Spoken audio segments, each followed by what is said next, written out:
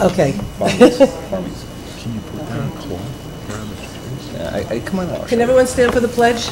It's tough. It's brutal work. I pledge allegiance to the flag of the United States of America and to the republic for which it stands, one nation, under God, indivisible, with liberty and justice for all. Thanks. Hi, everyone, and welcome to our meeting tonight. Okay, before we do public input and announcements, we have just a couple of things we need to add to the agenda. I would like to add building grounds on highway consolidation. I would like to add in a sound system, what we need to do to get an appropriate sound system in here. 3, the open space ban, and 4, the historic preservation appointment. And so those are what I need to add to the agenda. Anything else? Well, we do need to sign a contract with our public access videographer. That's down here. Well, that's individually with him, with the videographer. That's been in advance. If we're not ready to do it tonight, we've all gotten email copies of it. I brought a printed copy if you want to table it so people can look at it. But I mean, it's been since January.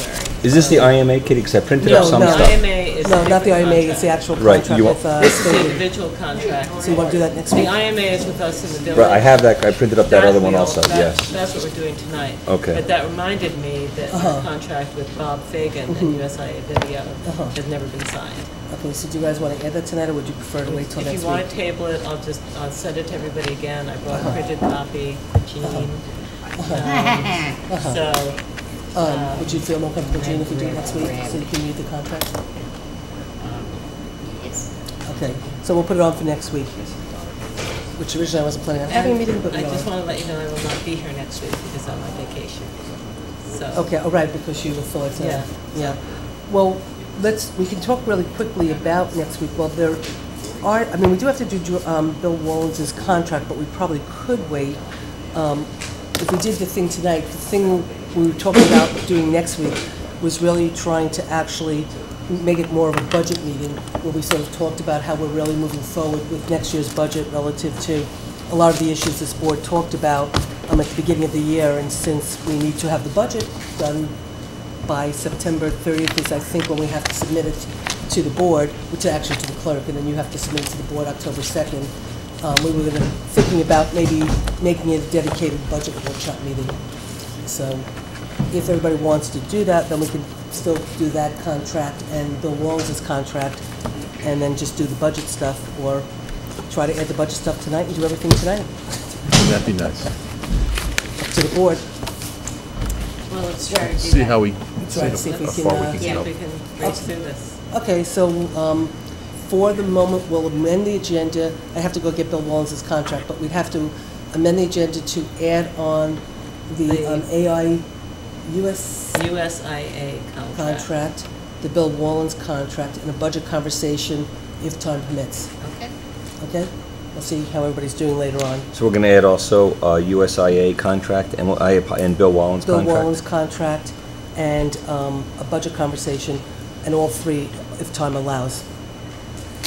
And do we also need, just so Kitty's here, do we need to add a conversation on any bond issues? That's on the agenda for tonight. It's I already- apologize. Nope, that's fine. Yeah, I had added it for number, it was the What did I sound miss? system, building and grounds. Oh, I'm sorry. Open space, and historic preservation appointment, I'm sorry. Yep. okay? Oh, okay. I'm sorry. This one. That's okay. I missed it too, yep. So I'll do it one more time so everybody has it, okay? The sound system, building and grounds highway consolidation, the open space ban, the historic preservation appointment, and then if time allows, the USIA video, the Bill contract, the Bill Wallens labor attorney contract, and a conversation about the budget. So move. Second? Second? All in favor? Aye. Aye. Okay, motion so carried. Next we have, should I do announcements first or public input? I have Whatever's on the agenda. Okay, public input. Okay, so we're going to open it to the public. We do have a microphone here, so if you are going to speak, we will ask you to use the microphone, identify yourself and use the microphone, and we would ask the videographer to turn the camera to capture the people that are speaking. Okay, so would anybody like to speak? Okay, if you can. Go ahead.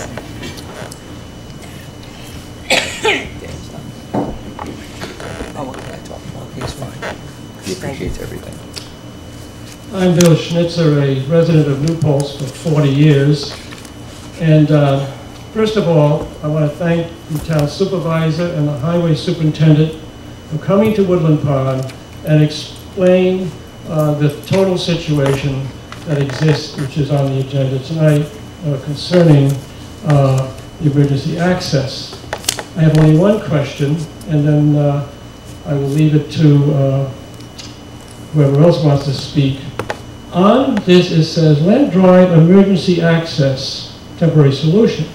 Nowhere in the planning board decision of 6/12/07 does it refer to as emergency access. It says secondary access. And could someone explain to me the real or apparent or what difference there is? You're talking about emergency access when the planning board decision was for secondary access. Thank you. Would anybody else like to speak during public comment? I don't mind if you respond. Okay. Hi, my name is Michael Zeeler. I'm a Village of New Paltz resident. Yeah, I also wanted to talk to you about the agenda item concerning the secondary access road between Woodland Pond and the subdivision that was, I guess, known as Net Farm at one point. The road's name is George Danskin Way, and it was named in honor of the late George Danskin, who was the village planning board chair throughout the proceedings at, when Woodland Pond was being considered. And I think that's relevant because it was George who was particularly adamant about trying to use the opportunities of not only that project, but the former Stoney Woods project that was also in front of the village planning board at the same time, to try to improve the transportation opportunities by increasing the amount of roads and interconnections between roads throughout the village.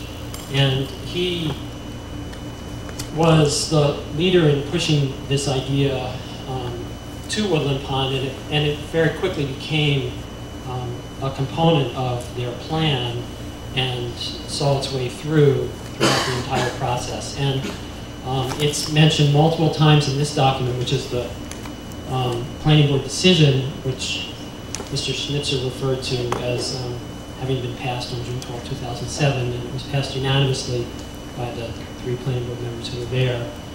And that road, which is indeed a secondary access road, not an emergency access road, was intended for a variety of reasons to provide a lower speed road for residents of Woodland Pond after it was built to have access into the village without having to go down North Putt.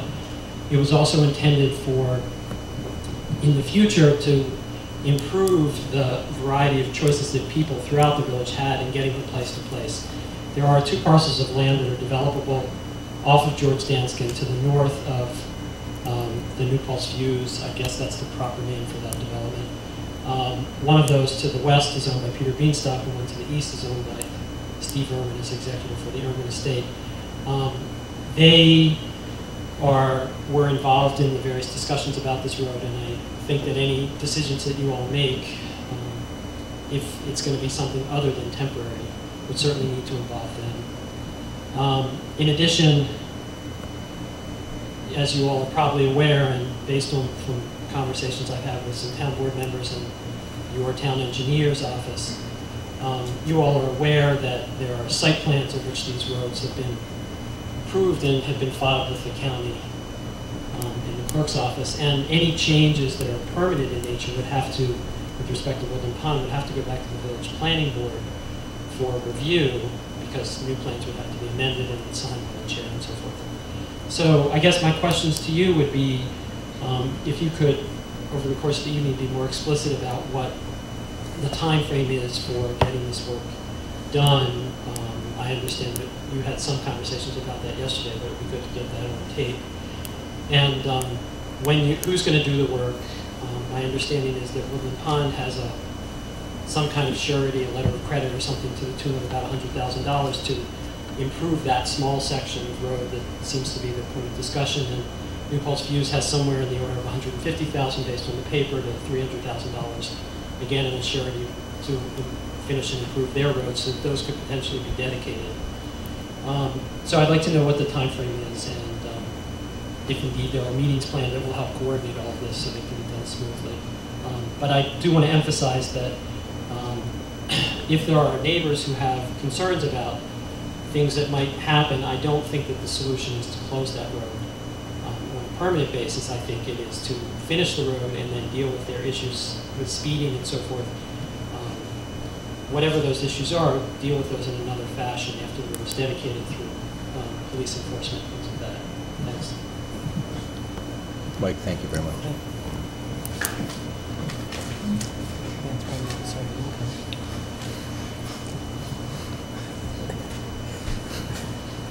Hi, I'm Dorothy Jessup. Also at Woodland Pond now, and you all know me from the past. And you know that we went through extensive delays in getting Woodland Pond built, and that road would have been completed had it not been for, well before Land Estates any of the houses were built on Land Estates, if it were not for two lawsuits, one in 2007 and another one in 2009, that have made it impossible to complete that road. And I don't need to say this publicly, but Susan has minutes that I gave her that show that there was a decision in the 2009, the planning board decision, that that road should be completed as soon as possible, and that Woodland Pond put up a bond to complete it. And the rest of it, you know, I don't want to go into that all publicly. But I wanted also to point out that Land Estates, where David Lent had, what's the word for it, been responsible for the subdivision plan. And the map of the subdivision plan is here in your files, in your building department files, and it shows very clearly on it that that section of the road, if you're all familiar with that little gravel road there, that section of the road from the circle to the line, the end of Woodland Pond, I'm sorry, George Danskin Way, that the part of that that's in the town, that was an easement, there was an easement on that for that to be completed and dedicated as a town road. So that predated even any houses being built there, let alone anybody moving in. So that's important. I noticed the article in the paper today that gave a lot of misinformation in the first part, and then when they quoted Dave Lent, that part is very consistent with what I know.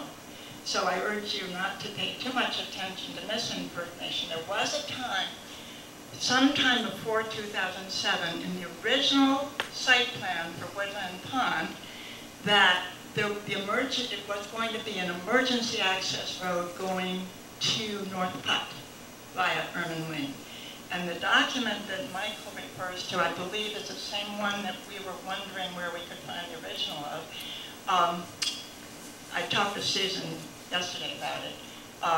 That document indicates that there was an amended site plan, I guess it's called an addendum, and that's formalized in the document that Michael just referred to, and I have copies of that if any of the rest of you want to see. I made multiple copies just because I thought there'd be a lot of opponents here, but you can have them if you want.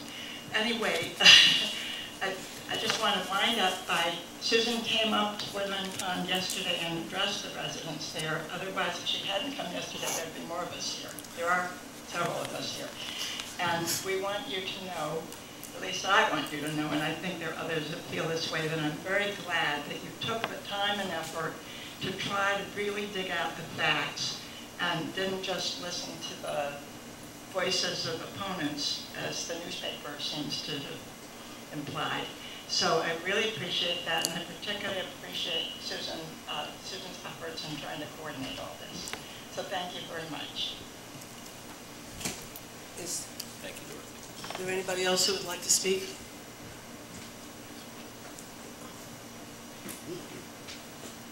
Over the past 3 or 4 months, I've come in and asked about the banning of prescribed burns.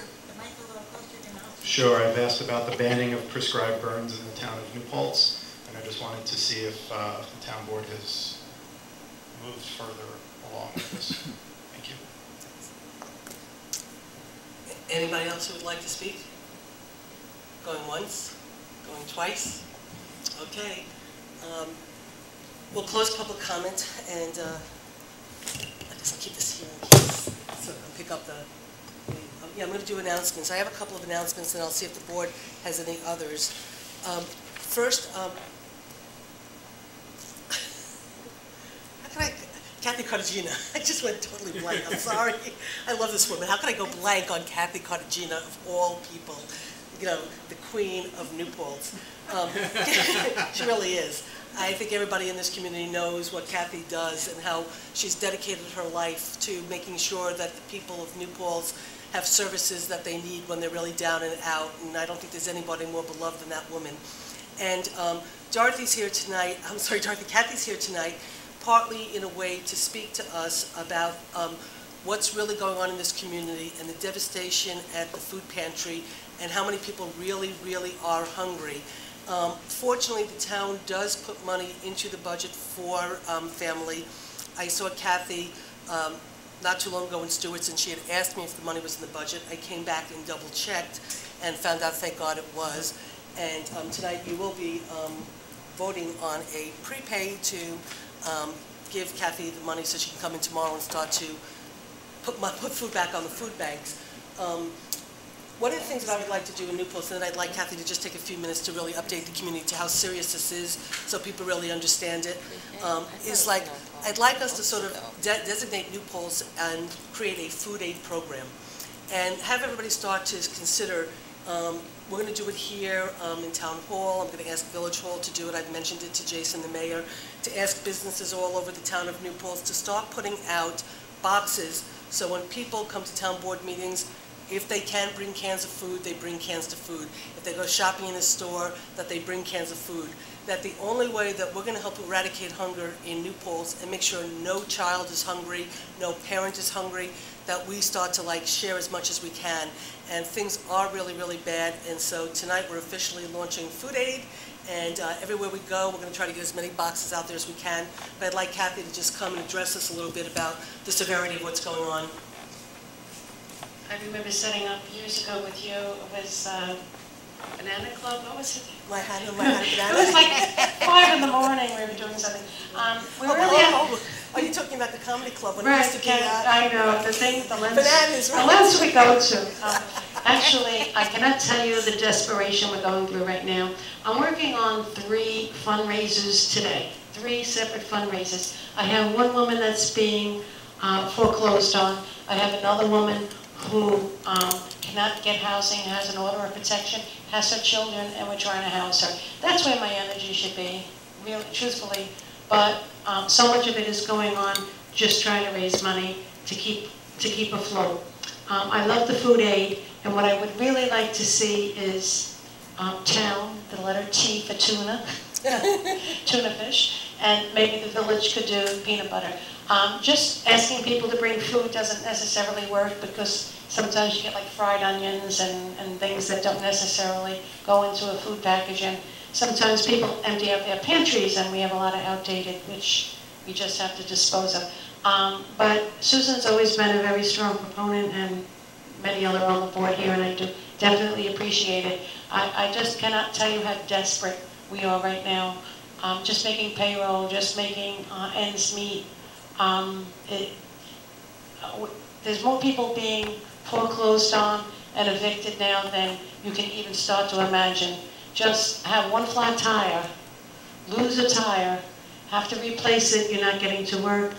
Unless you replace it, then you can't pay your rent, you put that off. And you can just imagine what people go through. So I deeply appreciate how the town always supports us and the people and the businesses in the town. All I can say is shop locally because, God, they support not only me, but the Boy Scouts and every other civic group and not-for-profit in town. If it weren't for the businesses, we would never, ever float our boat, whatever the saying goes. But thank you all so much, and thank you, Susan, for thinking of Food Aid. Deeply appreciate it. Yes? Kathy, can you take fresh food? We do take fresh food. We're getting a lot of food from farmers right now, and that is a big blessing. We will take meat, we'll take anything. And actually, I have one of the volunteers now is going to work on trying to get the restaurants, the college, and the big hotels, instead of throwing the food out, possibly they could pass it on to us. I just picked up food from Stop and Shop yesterday, and the manager said to me, I'm so happy that we don't have to throw it out anymore, that we can give it to you, and we had a truckload of food. So, I mean, there's a lot that's getting thrown out, and why? You know, when you think of it, why? When it could be going to people. So, I thank all of you.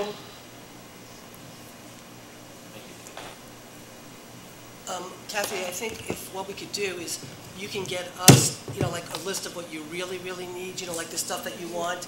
And, you know, I know you have that and stuff. And sometimes it's not just food, it's also diapers and other things that, you know, you need. And so if you can get us a list, we can start promoting it as much as possible, putting things around town hall, you know, maybe when we all go to businesses, we could, you know, bring sheets with us and see how we can start to, like, really coordinate, you know, what we have to do as a community. Okay? Also, we can get a bulletin board announcement up saying, right, absolutely, these are the urgently needed items for family, and that can go up on Channel 23 on a rotating basis. Scroll it all the time, and then we can start to... diapers, peanut butter, tuna fish.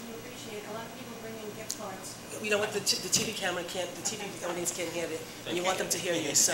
One of the things we deeply appreciate is sometimes people donate gift cards to local supermarkets, and that enables us to buy what we need when we need it.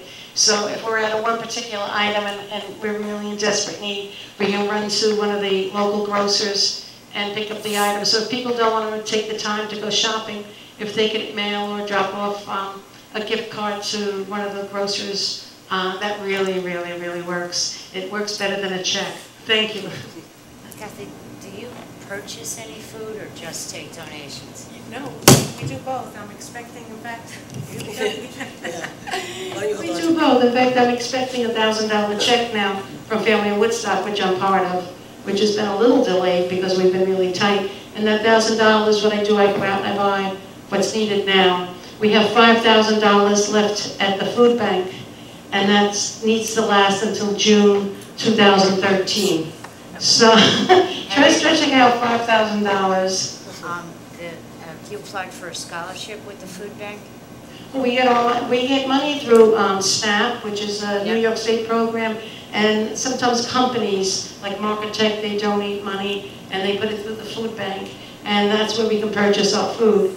But as of today, we have a little over $5,000 left for 11 months, and no matter how you cut it, I get most of my money comes from donations from the community. They send in checks, which is why I'm getting the $1,000 to go shopping, and that's how we survive. Food is needed. You know, I know we have the kids that are not getting school lunches, so it just piles up in the summer, and the food drives diminish in the summer because the clubs are not meeting, et cetera, et cetera. It's a difficult time to get through the summer. I mean, we can get through November in a flash, and December, you know, we slide right through it. But then the winter and the summer is, people still eat, and kids still need food. Can you take, I think she wants to ask you something. Oh, sure, now you make me work. My name is Lou Glass, and I'm a member of Woodland Pond as a resident. And I'm awfully glad to have met you and to heard you talk about your need. I do know that we have from time to time special efforts to try to make sure that we give what we can to We do. And Lisa brings it. Yeah, and Yes, And Lisa- Woodland Pond, right, Lisa, who works, who used to be a volunteer, Lisa Sia, she's kind enough to do a food drive at Woodland Ponds, and they will participate, and Lisa brings it down, and we're very grateful, extremely grateful, thank you. Well, good. I'm glad that you told me that, when you told them that, because I know it, and I think my colleagues know it. But, you know, the rest of the board needs to understand it too, that we see ourselves as a member of our community we've moved into. I mean, we've left our own homes and our own communities and moved here wanting to, and this is now our home. So we want to treat the community like it was where we grew up or where we've been living for the last 40 years or so. So you're part of that. And, you know, we see that the people who are having problems, we want to be sure that we can, whatever we can do to help, we want to do that. And let me say, I would like to follow up with you a little bit because we can explore, it seems to me, some of the other avenues we might try. And we do love those coupons.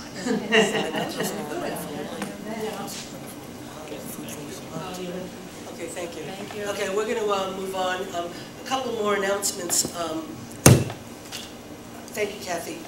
I just want to make an announcement that I think tomorrow the governor will be signing the co-terminus intermunicipal, what's the actual term, the Citizen Empowerment Grant. The governor should be signing it tomorrow. Tomorrow's the last day he has to sign it, but I've gotten calls from Senator Bonner's office and Assemblyman Cale's office that it should get signed tomorrow. And they're going to make a couple of tweaks on it that they'll do in January, which really have to do with sort of highlighting that it would be really one government, not two. There was a little complication in changing the word to reorganization from something else or whatever. So it's minor tweaks, but that was what the governor's office asked for. Jerry Benjamin had no problem. I read it. It was very much in keeping with what we wanted.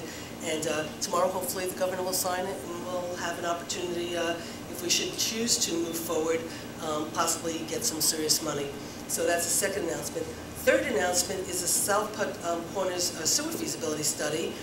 It was approved by the Shovel Ready Committee, and it went to the full committee, and I'm pretty sure it got approved. I just have to double check tomorrow. I did get the email that it was approved by the Shovel Ready Committee. The other committee, the bigger committee, was meeting yesterday, but I haven't heard back, but I suspect it went. And the one thing that they are asking is they actually want us to expand it to include parts of 32 that are part of their transportation plan. So when I do get that, hopefully by next week, I can put the letter of acceptance into the records, but I did get that, so that's pretty good news. And then the last is I just wanted to fill in that the IDA, they were having that meeting where I would have been allowed to speak, but they ended up actually tabling the affordable housing exemption and the other senior housing, I think it was, whatever, they tabled that from the possibility of being included in the IDA new funding and stuff, so they tabled it, and they're going to obviously be talking about it a lot more. So I kept following up because they kept postponing the meeting, and they knew that I was scheduled to be on at 8 o'clock in the morning up in Kingston, but luckily they called me and said they were tabling it and that they would keep me informed. So those are all the announcements I have to make. Does anybody have anything else? Okay. This weekend out at the fairgrounds, if everyone's wondering why traffic is backed up on Main Street, is the Rotary for Highland barbecue. So if anyone likes barbecue, please go out there. Or if you're sitting in traffic and wondering why you're sitting in traffic, please feel free to park in New Paltz and walk around New Paltz and shop in New Paltz for a while. And then you're welcome to go out to the Barbecue Fest for the Highland Rotary and spend some money. And then as you drive through, stop in New Paltz, Okay. some ice cream, and then return home. Okay. Thank you, Jeff. You're welcome. Can you go out and get us some ribs and bring them back? I absolutely will. Okay. This weekend. Okay, great. Okay, and just quickly for the record, we don't have to discuss, I just want to give the board copies, and I want to give a copy to Rosanna for the purposes of the minutes. If everybody remembers, at a board meeting not too long ago, we approved up to $2,500 for George Rodenhausen to draft a letter to Steve Wing from the Ulster County Resource Recovery Agency because we believe that we are owed $123,661.10 as required by the management agreement and transfer station agreement. And so this is, I received this today. George put this all together. So this is a copy of what he wrote to the RRA, basically making our case, and we'll go from here. But I wanted everybody to get copies. Since we authorized money for an attorney to do this, I wanted it to be part of the public record. So Rosanna, you've got your copy. Everybody could read it if we want to discuss it another time. But I suspect what will end up happening is there'll be some negotiations, but I feel pretty confident we will get a considerable amount of money because, like I said, there was a precedent from my last tenure in term of office that we ended up getting this money when we took them on again. So $123,661,000. $123,661 is a lot of money to try to recover. And 10 cents. And 10 cents. So let's keep our fingers crossed and hopefully we will see that money coming in. Okay, so going to the agenda. First thing on the agenda is Lent Drive.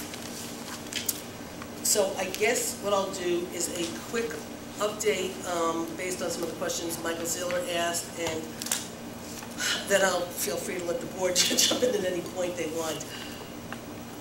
We have had residents who have come to us with concern about the use of Lent Drive by Woodland Pond members in terms of the amount of traffic, people going a little bit fast, and other issues. There seemed to be a debate about whether or not it was really a through road as approved by the planning board when it, through site plan and whatever. At a certain point, a lot of letters were going back and forth and emails between residents, board members, and then the village got involved. At a certain point, some village officials were saying it was just an emergency access road, it never was a through road. Some of the town officials say that it's definitely a through road. So we did do a lot of research, and it does seem to be factual that it is on the site plan and was designated as a through road. At a certain point in time, we did find out, though, however, there was a liability for the town for the fact that the road was unfinished, and the town did have a liability. So it was determined that we should put up a gate. The gate that's being put up is very conscious of the fact that if there should ever be an emergency or a fire or an ambulance needs to get to Woodland Pond, that the gate does not does not take off precious time for the purposes of the emergency. And so the gate is being done so the fire truck can get right through and an ambulance can get right through and no time will be wasted. The board, under a lot of leadership from Councilman Logan in terms of Lent Drive and trying to get that road done, the board a few months ago passed a resolution to let the contractor for Woodland Pond, I guess is that the right term, contractor? The contractor from Woodland Pond, to let them know that the road needed to get done, and if it wasn't done by, we created certain benchmarks, and if these benchmarks weren't met, that the town was going to basically do it themselves. We had money in escrow, and that we would do it ourselves, but if we did it ourselves because we had to do it at a prevailing wage, it would cost a lot more money for us to do it than for the developer to do it. After some pitfalls and some falling through the cracks, things are on track. The developer, the contractor has they should be getting their permit from the DEC next week to remove all that soil that's over there, that pile of soil. Most of the engineering plans have been reviewed. It just needs a final approval from the developer's engineer who's on vacation, but we don't think there's that many problems.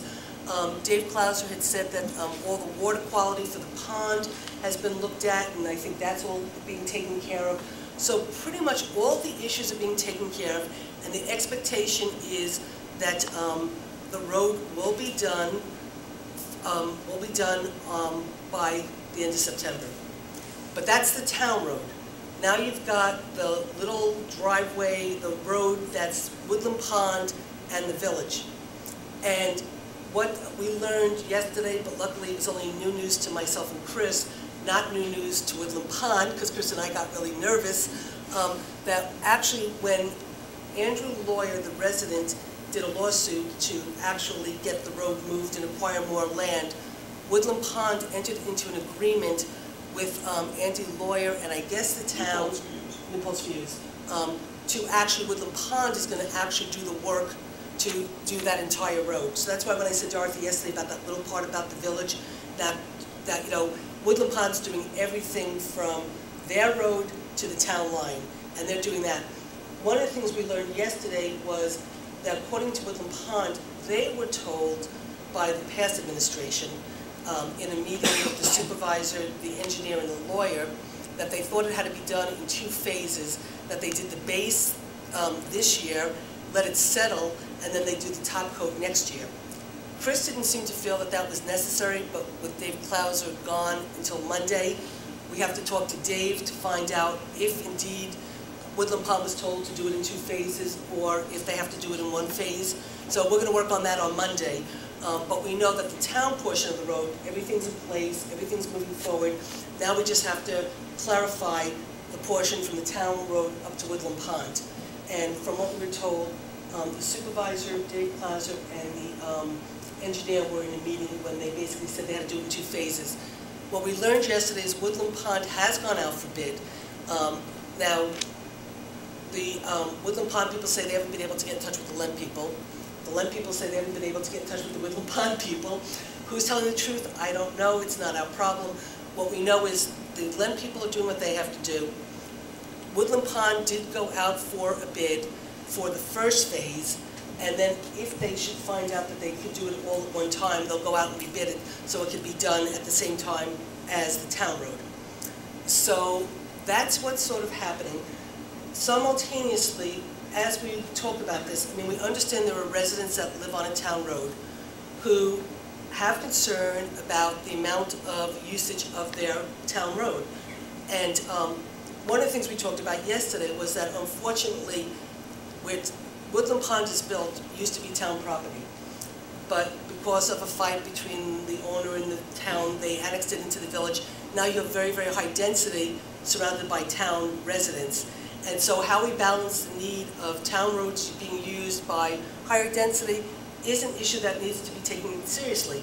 So what Chris and I talked about in terms of how to try to manage this going forward when the road is done and when the Woodland Pond Road is done and it is, quote, a through road, how to manage the traffic. And exactly what Michael said is exactly what Chris and I talked about, was putting a very low speed limit on the road to force, you know, the ability for people to drive slow, to basically have the police, once it's a town road, ask the police to be out there monitoring it and doing speeding tickets so people get a sense that we're taking it very seriously, that if cars are going to be using this road, there has to be a responsibility to the people that are living there and who have children outside playing.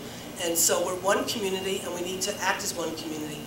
Chris did point out that right now, because of the way the road is, it's a big, wide open road, which has a tendency to allow people to drive very fast. Once the road is done to the spec, you're going to have striping, you're going to have a bike lane, so the road is going to be narrow, which is going to make the fast driving much more difficult. So what you have right now is an unfortunate situation with a beautiful paved road with like nothing back, you know, allowing you to drive fast. So things will be put in place just by the sheer nature of how the road has to be before we dedicate it. We as a town will follow up to do what we need to do. In terms of going forward relative to the projects you're talking about, Michael, my personal belief, I don't know if I have a say in it, if I'll even be here at the time when those projects happen, but when you start to have other projects that are now on village land but used to be town property, and there's going to be high density, I think the conversation has to be reopened about what kind of traffic and how it's going to be managed via Len Drive, because it's not 100% fair from my perspective to take all of this high density development and put it onto Len Drive, but that's a conversation for later on, and you know, and we'll have to just keep considering all that type of stuff. So for the moment, that's the status. The board does have it on the agenda tonight to approve the emergency gate for it to go up tomorrow. The Len Drive people, the Woodland Pond, you know, management has been really wonderful in working together on this. Because we expect Len Drive to be starting to get paved in the next month anyway, people weren't going to be able to use it anyway. So everything seems to be moving forward. Hopefully we're working this out to the best of our ability to respect the Len Drive neighbors and the Woodland Pond neighbors and what everybody needs. So with that background, I'll open it back to any board members who want to say anything, add anything, or we could just make a motion to do the temporary gate. How long is the town portion of this emergency?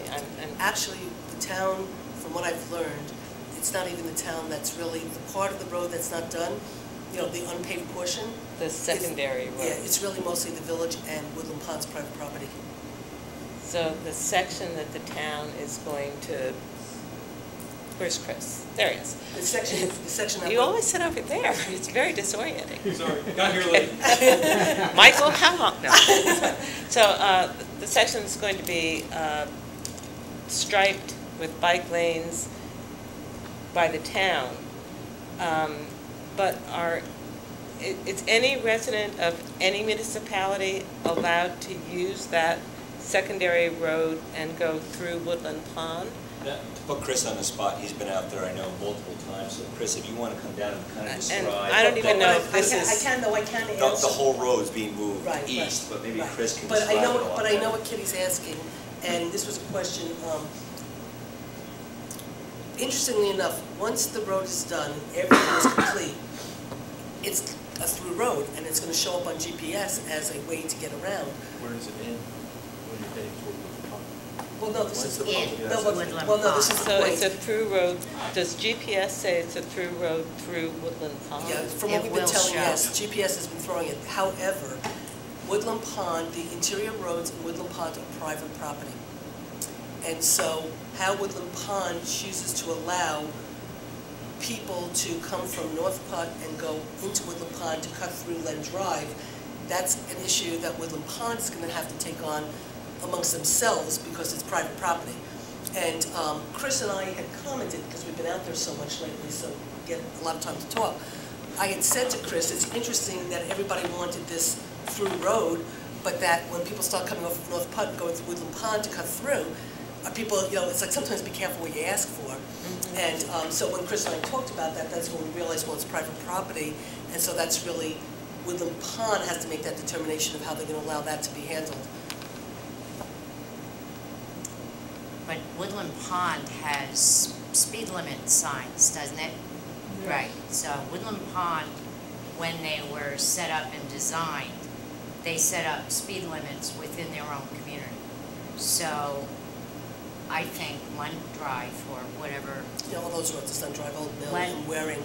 It is absolutely going to need a reduced speed limit, okay? But I don't think that you're going to be able to prevent the traffic going through there. I think what might prevent the traffic from going through there is that once you hit Woodland Pond on the other side and find you're going 10 or 15 miles an hour, oh, and you got to go around this big circle.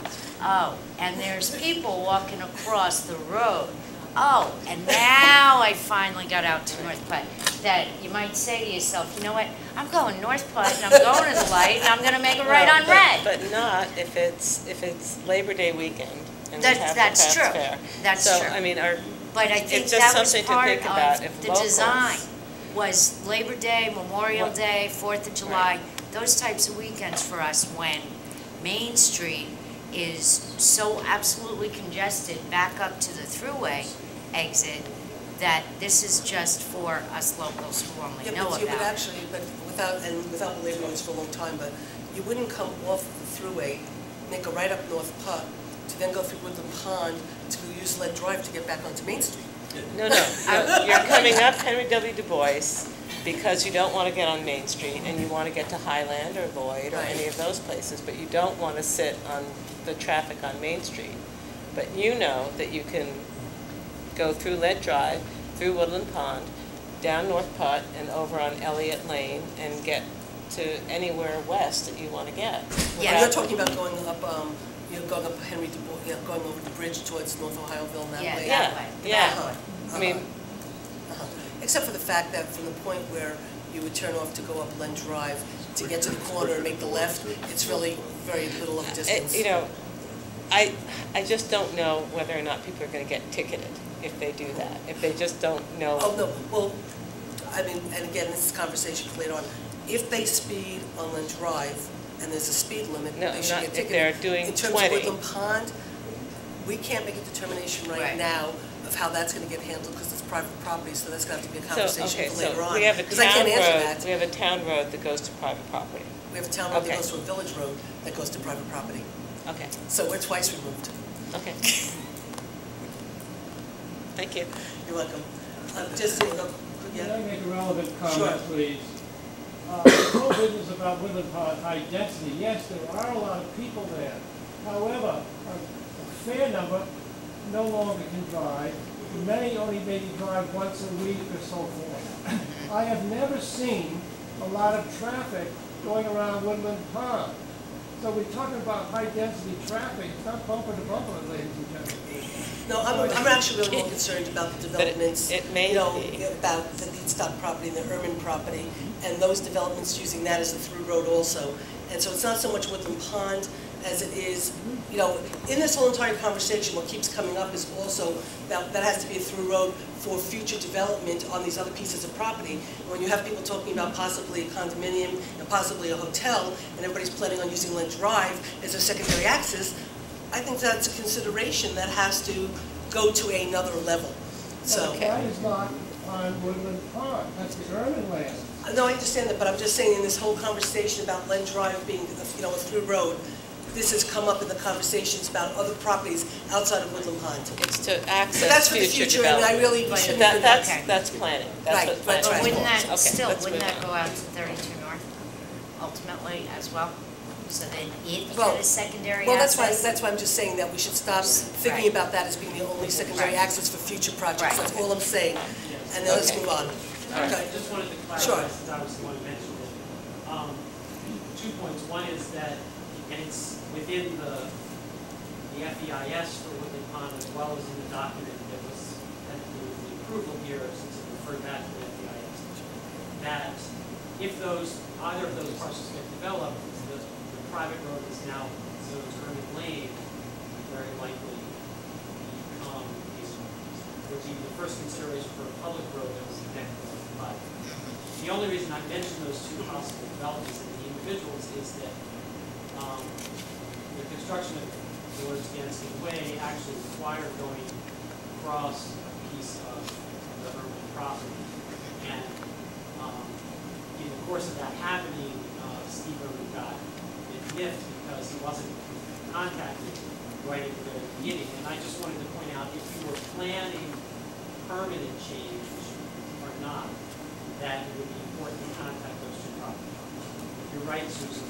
Any future consideration, those traffic impacts would have to be dealt with through an EAF or an EIS. Now, Mike, and I apologize, because you're absolutely right, and I know Susan knows this too, is emergency access was mislabeled as secondary access, so we apologize for the error. The other one is, if memory serves me, because I was sitting there during those meetings, there was a provision in there that at some point Erman potentially could connect to what they were calling Woodland Ponds Loop. Or to, Originally, and Michael can probably. You know, if it's okay, I want to try, because, you know, people can't hear on TV, and the camera person can just focus on people talking.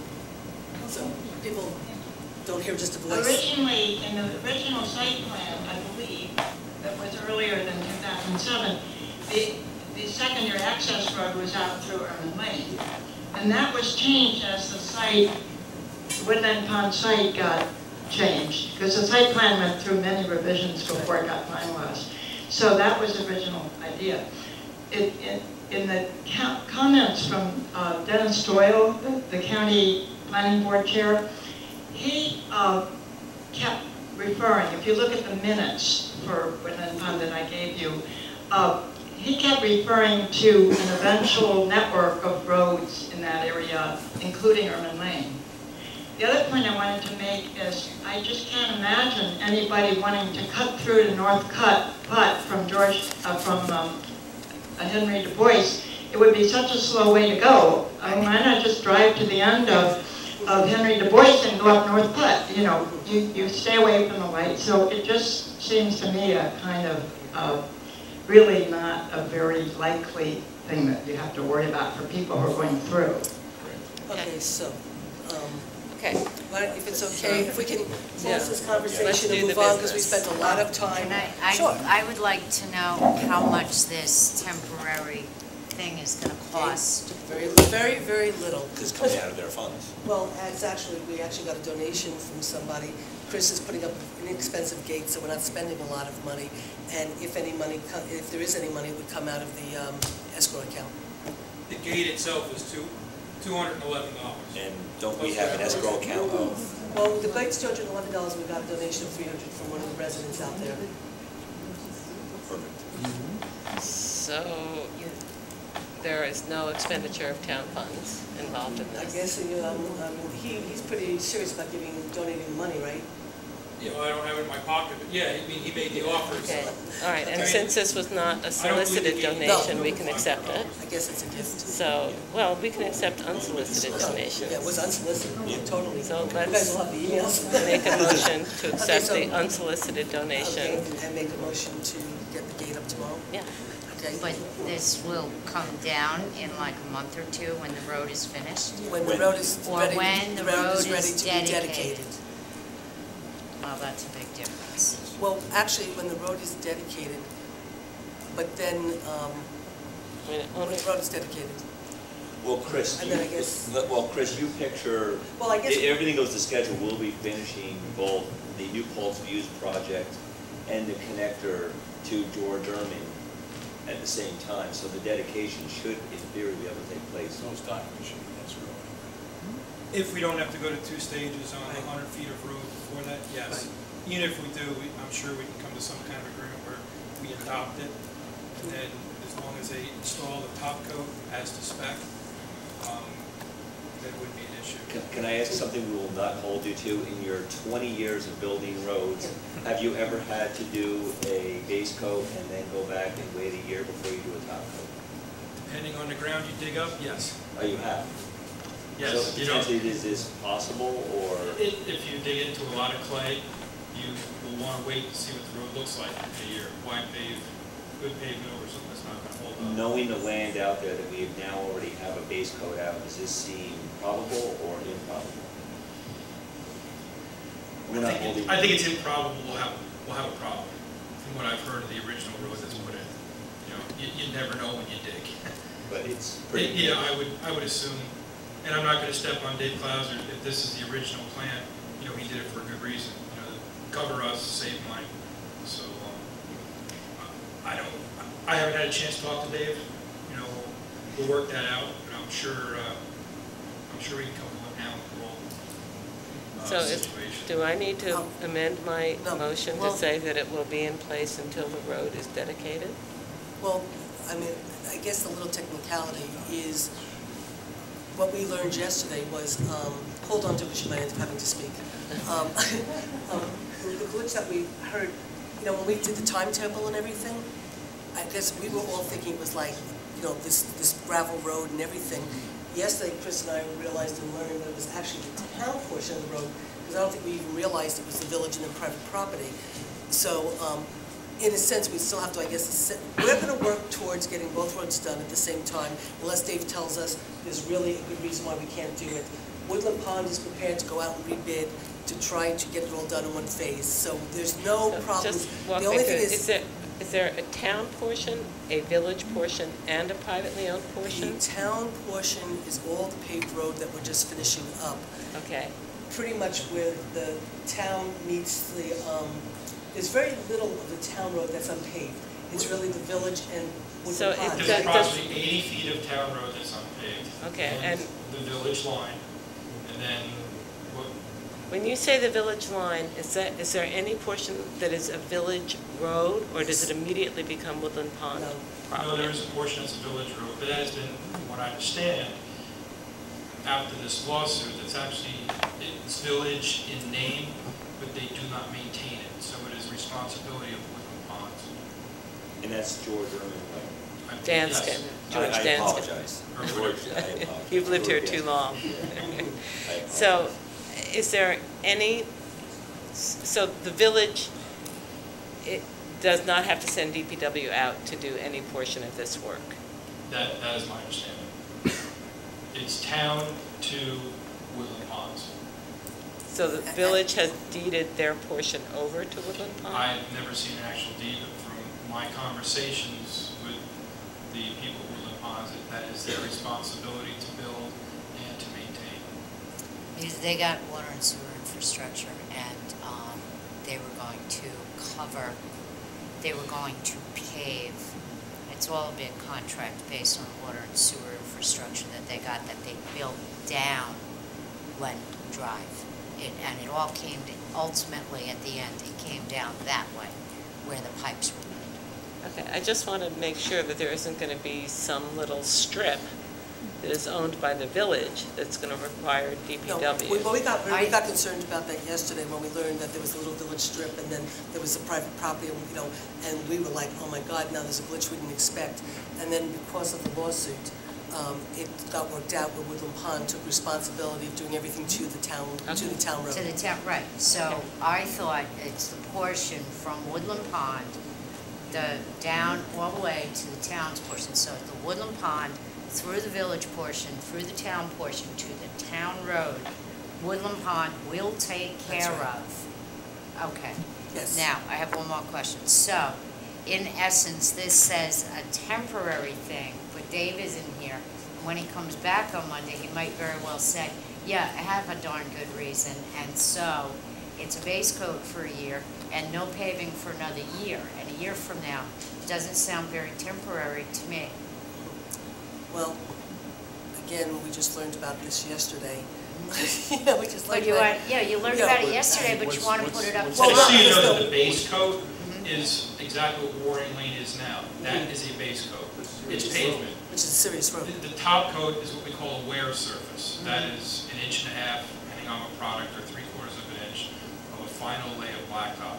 So what Waring Lane residents and Glen Farm residents have been driving on for 7 years is a base coat. And that also includes, So I that's a remember big you and difference. I were out there from the loop that goes around Woodland Ponds, and on that other road, that is also a base coat. Correct. So there's a base coat going all the way through. Yeah, the base coat's been done up to the dirt lane.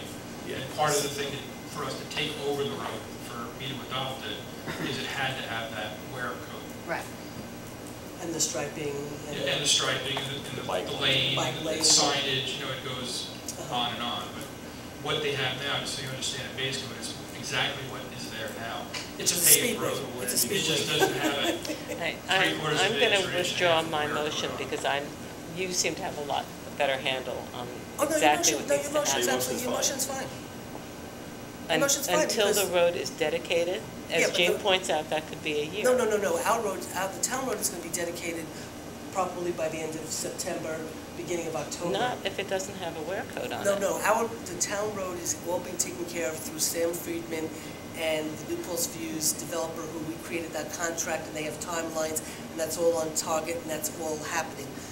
Our town road will be able to be dedicated. It's the private road, which is the one that's unfinished right now, that's a liability to us because it's just a dirt, whatever, is, hopefully will be done, but regardless, it'll still end up being like a really... So Kitty, it's the connector from George Danskin Way.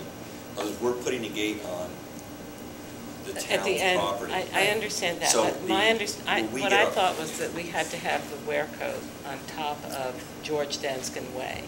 Is that the part that Dave Klauser is saying might need a year? That's the part that Tony, Dave Klauser, and Joe Moriello said might need a year. There's a good chance it might not need a year, but even if it does need a year, When I make you'll this still motion, have... am I saying that it is possible that No. it could be a year? No. Because that's not our property. No, it's not our property. That's the question. And the road will be to this level that it is right now, that everybody's using anyway, so it'll be safer than it is right now, which is a dirt road with pebbles and rocks and whatever. So it will be paved, and it will be a strip just like what's there now. As long as it's an officially accepted and dedicated Yes. town road, I'm comfortable with my motion. And we are going to be dedicating the road by the end of September, beginning of October. And as of an email that Dave sent, I think everybody today, I could have been... No, he did. Okay, so I did Dave, today. Dave sent it today, and he did an update on everything, and Yeah. everything's pretty much on track, and everything looks like it's moving forward. So I second Kitty's motion. So they can't do the paving of Lent Drive sooner than that in time for school buses? Well, actually, I had a call from Sam Friedman to go out there and walk the property with him on Tuesday in preparation for this, for paving. I only have a few issues with the road, which aren't much that he has to deal with. So depending on his schedule and whatever paving contractor he's hiring, they can start it whenever. I know the paving contractors are very busy now. I'm waiting for one to finish the road. So it's, you gotta get your name in now to get it paved before, winter hits. Okay, so. So I second the kitties. Okay, so, for purposes of discussion, but we already discussed it. What is the motion? To accept the unsolicited donation and put the gate up tomorrow. That was seconded. All in Yes. favor? All in favor? Okay, all in favor? Aye. Aye. Aye.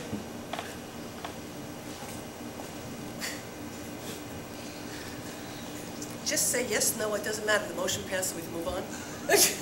Oh, yeah, it did, didn't it? Yeah. Are you concerned that the town has some liability, or does it bother you that you don't know if there is going to be a financial liability? No, I'm not concerned about the financial because the town has money here for New Paltz Views, which will take care of the portion that sticks up to George Jansky Way, correct?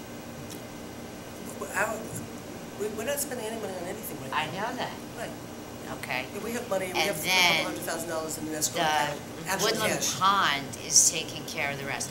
My major concern is that we're referring to this as a temporary solution, and if it's up for a year, I don't see It's not that gonna be as up, temporary. it won't be up for Susan a year. If has it's a confirmed. month, I'm okay with a month. It's gonna be a month. If it's a because- year, I'm not okay with that. Well, That's I my was problem. just- Well, it's, right now, we're expecting the road to be dedicated. We have contracts that say it's gotta be dedicated. We have contracts that say if they don't do the work, that we're gonna do it ourselves. If for some reason, some glitch happens where it doesn't get done, and we have a problem with the road not being done, then we have a bigger problem, and we'll have Okay. to deal with it. Do you remember the date that we gave them for New Paltz Views to pave, the deadline for them to pave I their think road? it was August 30th. They missed a couple of deadlines because of permits and some DEC permits and some engineering Right. stuff. But based on Chris's conversation with Sam and his people, based on an email we got from Dave today, everything's, and I thought I had the email, I don't know if you brought it down by any chance, Jeff? I did print it. According to, this is Dave's email, would you like me to read it out loud? No, you can tell me, Okay, when did it come? It came this afternoon. It came at 3:35. When am I supposed to read that? 3:36. In the car, driving. 3:36, it came at I'm gonna 3:35. read this. I'm gonna just take the moment to read this, then you can vote, and then we're moving on, and we're putting, because we wanna hear about the trees at Lent Drive, and then we have a lot of other things to do, okay? So I'm gonna do this really quickly. Hello all.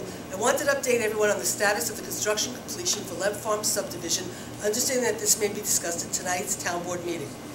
After some time taken, the tree planting plan has been developed by Al Wagner and accepted by Mr. Friedman, the project construction manager for the owner.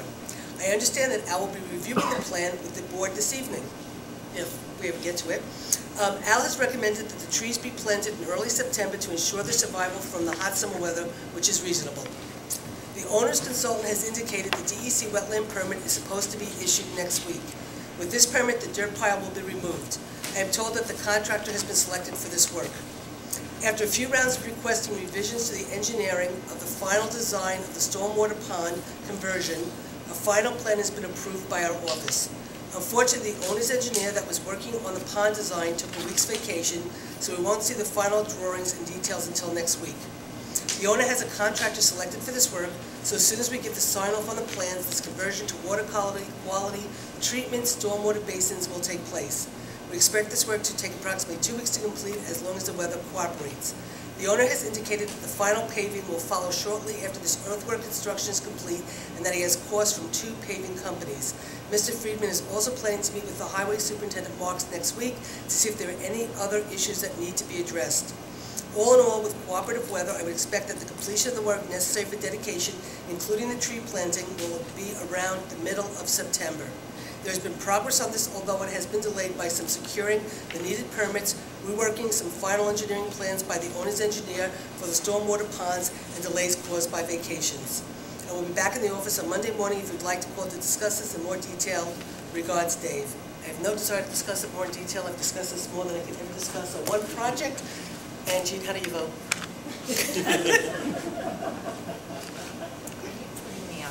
Yes, I have, so we can move on. I'm so glad we switched chairs. You get the hot Dave seat. Clauser said September, Jean. Dave Clauser said September. Okay. Is that a yes? Yes. Okay, motion so carried. Okay, thank you, everybody. Al, would you like to now do the tree planting? Michael, thank you. Is that good? Take that out. Okay, you know what? I might be ready to resign now. No. I'm going with Do you know how them. much time, do you know how much time Chris and I have spent on this? How many drives out there we've been? I spilled coffee on Chris yesterday. Hot coffee all over his pants, and he had to live the whole entire day in hot scalded coffee. He didn't even have time to go home and change. You know what? He's just not going to hang out with you anymore. Anyway, Al, the floor's yours. Thank you. We're going to have a slideshow, correct? Should we turn off some lights? You may not need to turn on for Diet Coke here. Oh, my head's in the way. This is a guided tour. Leavenworth, Mary Drive. Hi, Rosanna.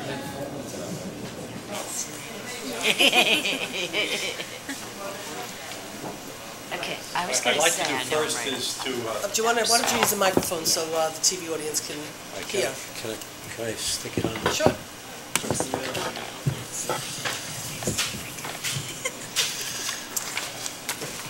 I'd like to review first the process that was used in developing the plan. Al, why don't you put it Okay. on the stand? Okay. Because I think that's important, because the street trees do not go on town property, they go on private property. They go outside the right-of-way onto private property. So the first thing I did was talk to Stacy, our building inspector, to find out what the site plans were. I spoke to Dave and Andy at Clauser to get their information on it, to get a better understanding of some of the background on it. And then I went out and I talked with each of the neighbors on this, on the property. I think there was a dozen of them or so. And got their ideas on what they were doing with their property, what they saw as their needs in the future. And it got comments like people, I don't want big leaves. I want little leaves. I don't want great big leaves. But I mean, these are valid things. These are real things to people. And I got ideas on the kind of trees they like. And I got some real, I got some real input in terms of their experience with the soil. Like, you don't take a shovel out, you don't take a pitchfork out, you take a pickaxe out. So, and this is really very helpful. I tested the soil for organic matter content, which is really important with trees. Organic matter is what helps absorb water, which is the trees take up a tremendous volume of water every day. So I tested for that, for pH. And another big consideration on a site like this, as you'll see, is the compaction of the soil, how tightly packed the soil is after the machinery has gone over it to work on the site. Andy Willingham, since I was recovering from hernia surgery, was out there with me. I have a penetrometer that I use to try to push into the ground a probe that measures the amount of pressure that's needed to do that with a probe, which tells me whether or not the roots can penetrate the same ground, which is really important. I developed ideas for the plan, and in terms of how to bring people's thoughts together to develop some unity. And then I went back and I discussed these ideas with each of the neighbors and explained to them the preparation of the soil that I would be advocating for this site, and then finalized the plan, discussed that with Dave and Andy, sent a copy of the plan at that point to the developer, Sam Friedman, who told me because I think it was the day before yesterday that he was okay with it. It relates not only to the trees, but also to the preparation of the soil. You know, I will tell you that the average street tree that's planted in this country is shown to last about 10 years. And that, I think, is entirely unsatisfactory. And the reason for that is, of course, we lose a lot of trees early because they're not watered. But mostly it's because the soil that the trees are planted in is totally inadequate for the tree to grow. We have to think about planting a tree for what we want that tree to be in the future, not just for the hole that we're digging to put it in the ground. What I would like is to review the plan with you. It will be a tour of the property, to get your comments, questions, and hopefully your approval on it. I would like also your authorization for proceeding with it, with me involved to do the monitoring of it and the supervision of it so it gets done according to spec. So you have with you, or on the table there, a copy of the plan. I think the best thing to do is just follow it along. But before I get to that, I want to introduce you or remind you of some trees that are on there. This is a linden. It's a silver linden. It's right outside of Ulster Savings Bank on Main Street in the village. So you get an idea of what that tree is. It's a very dense tree, very thick, very fast-growing tree, and a very tree that's very suited to different kinds of conditions. Very sturdy tree. They're also along the road going by the middle school. You'll see them. They're giant trees. Very dense trees. This is a Norway spruce. It's different from a lot of other trees. I like it a great deal because it doesn't lose, when it grows in the open, it doesn't lose its lower branches. It's also a tree that's less susceptible to deer damage than other conifers like pine. Deer love pine. And it's a very graceful tree over time, but it is very good in terms of retaining its lower branches, and that fulfills a particular need we have at Woodland Pond, and excuse me, at New Paltz Views.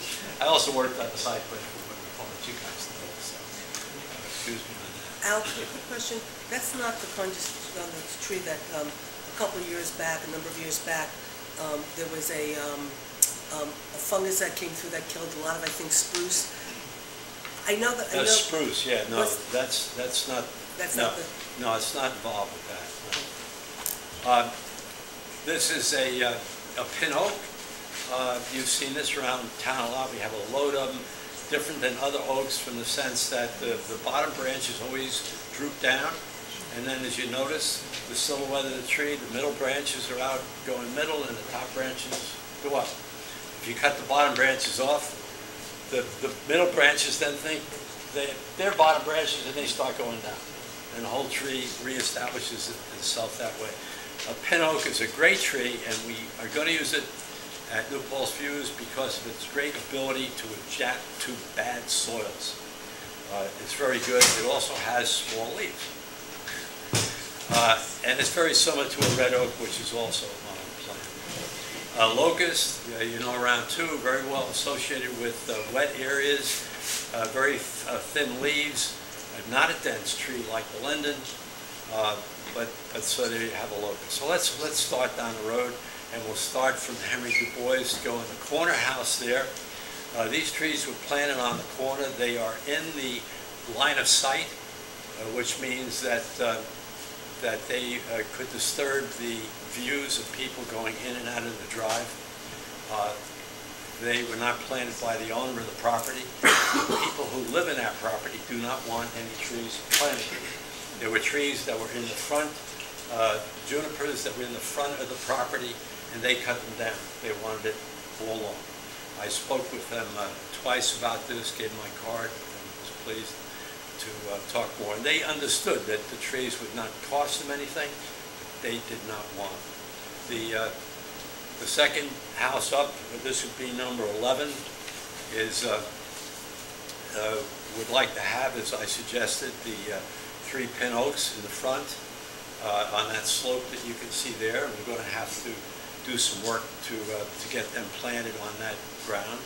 Down further on the other side of the driveway, then, and I'm going to try to move along, I hope that's okay, would be these Norway spruce, because once again, you see how unsightly the juniper is in there, but the Norway spruce will fill that out a lot and cover up a lot of that and hide a lot of the unsightly part of the junipers. And the Norway spruce also has a very fibrous root system, which means that because that soil there is not very good at all, the fiber root system will help the plant adapt to that kind of soil. Moving further down the road, this house on the right, we intend to put a locust right in the foreground there. Now this property, you got to remember, this is called New Paltz Views, and the reason for that is, and the reason why a lot of these people understand it that way, is to look out across the wetlands across the street. So these people who bought the house for that reason, like the views, don't want to have trees in front of the house blocking the views. The trees that are planted there, they did not plant. They don't want them there. They like the tree that's up towards their porch, but the tree is getting too big for the porch. And the difference there, I point out to you, is that the trees by the porch, that tree by the porch was planted in ground that was backfilled, not in ground that was excavated out, as the trees in the front. And the trees in the front were planted, to his recollection, the same year, 1 year apart from the tree in the back. So I think it points out the difference that soil can make in the growth of trees. Those 3 trees in the front have not changed in 2 years. Going further along, this house then would be on lot 15. In the foreground there will be planted 3 of the pin oaks. And then as we get across the driveway, there'll be another, 2 pin oaks and a third on the other side of the driveway to our side of these junipers. These people thought about it a great deal as to whether or not to take those trees down, leave them up, what to do in front. I talked to them about a lot of things, but they would like to just have the trees there the way they are. When we go down... I'm sorry, what's the life expectancy of those cedar or junipers? Oh, they can live for quite a few years, yeah. Yeah, they can live. So the upper part of the trees will get more dense. In other words, they will look better the older they get.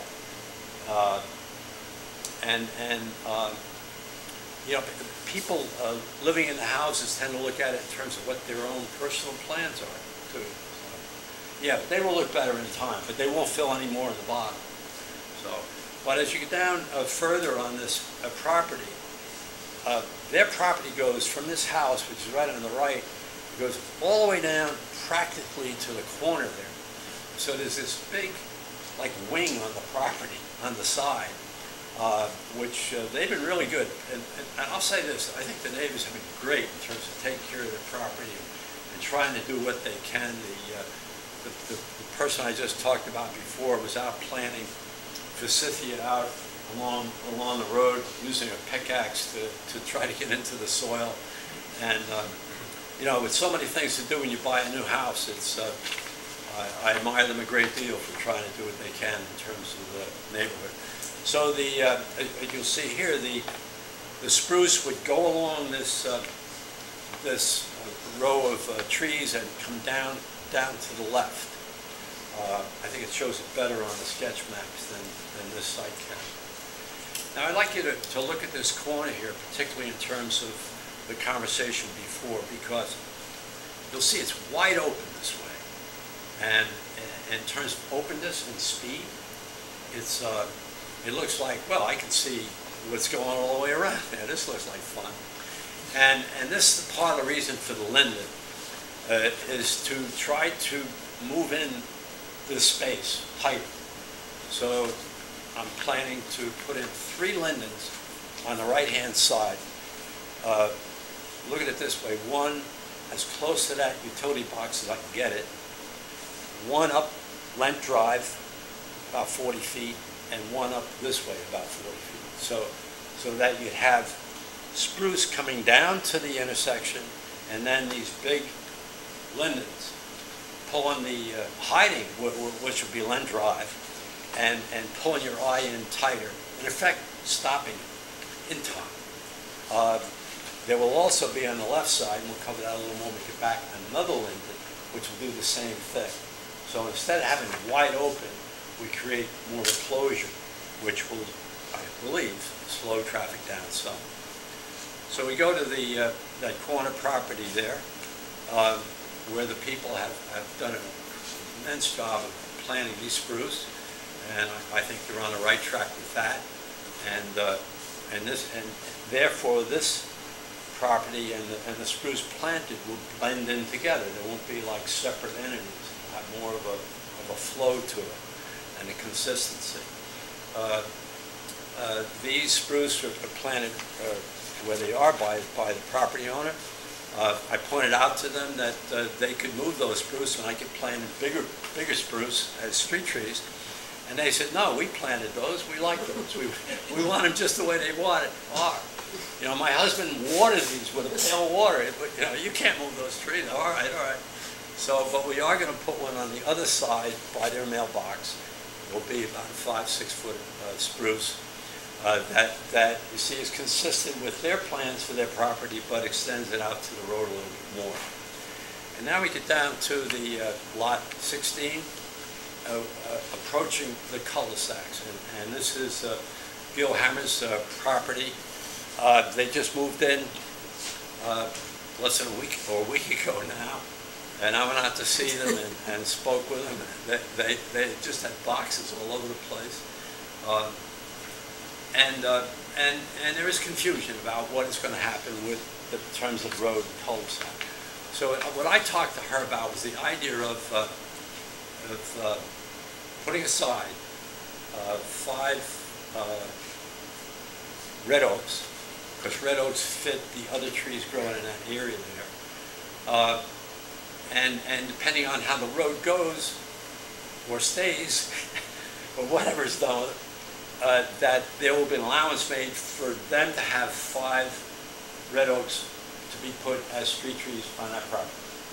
So, and I think that's a very good species of tree to plant there, because they don't know whether or not, they don't know where that road is going to be going through their property. She has no idea, nor do I. So, but we are making a reservation anyway for street trees for that property, so that there's allowance for however it is resolved. The same is true on the other side of the cul-de-sac. As family there, they like the way their house looks right now. If the cul-de-sac stays the way it is, they don't want any more trees. He said, how can I water them? He said, how do I water them? I take, 800 feet of hose to get out to the road, and they like the way it looks that way. However, if the road does go through, if the cul-de-sac is eliminated, he would like 3 red oaks, because he will now have more lawn, and he would like those trees situated in front. So this way is a way of telling the developer that, look, this is reserved for these people, depending on what happens with the road. So I'm glad that that's consistent with. Plan on planting them. Tommy? Plan on planting them. Yeah, right. Then we go around the corner. Come on here. Yeah, there's one tree on this side that is a linden. It's an American linden, and I'm giving the developer credit for one existing tree because of that. If he prunes out, cuts down the dead trees that are around it so that the linden can survive. Now we get a stretch of road here that is not really, we're not able to plant any trees on that because we just have the right-of-way, and then the property line of the neighboring property, who happens to be Kelly in our planning board and zoning board secretary. But there's no room there to plant any street trees beyond that. So we go to the end of Lent Drive, and where it comes back onto Waring, there's a spot over there. We have kind of a wet area, suggesting a locust. Go in over there, and then back up Lent Drive is where the other linden would go, and then going further up, there are some pines that were planted by on that property there. I'm not a fan of pines, as I have said, for street trees, and so I'm not considering those as existing trees. I think the town should not set a precedent of accepting trees that were planted without being part of a street tree plan and without having certain characteristics that are important to street trees. When you go around those pines, you come across this big stretch of wetlands and ponds, part of which includes the town park.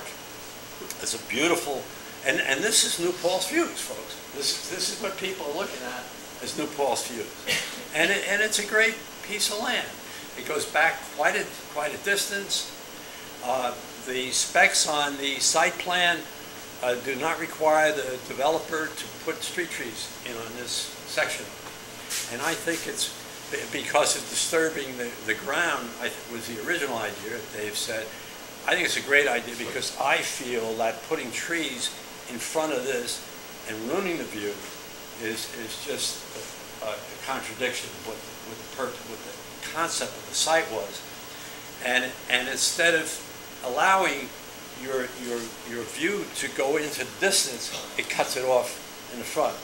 So I feel we should not have, including the town park, I'll say it, should not have trees that obstruct people's sense of distance. That's my view. Other people I know feel differently about it. Now, if you look way up the hill there, we start to see the soil pile. Well, these are more views of the wetland area. It's a beautiful area, and it is inhabited by wildlife, who came out and said hello to me when I was there. Now, the final lot number 8, we are figuring on red oaks in there in order to take advantage of the red oak's ability to resist salt, since that is lower than the road.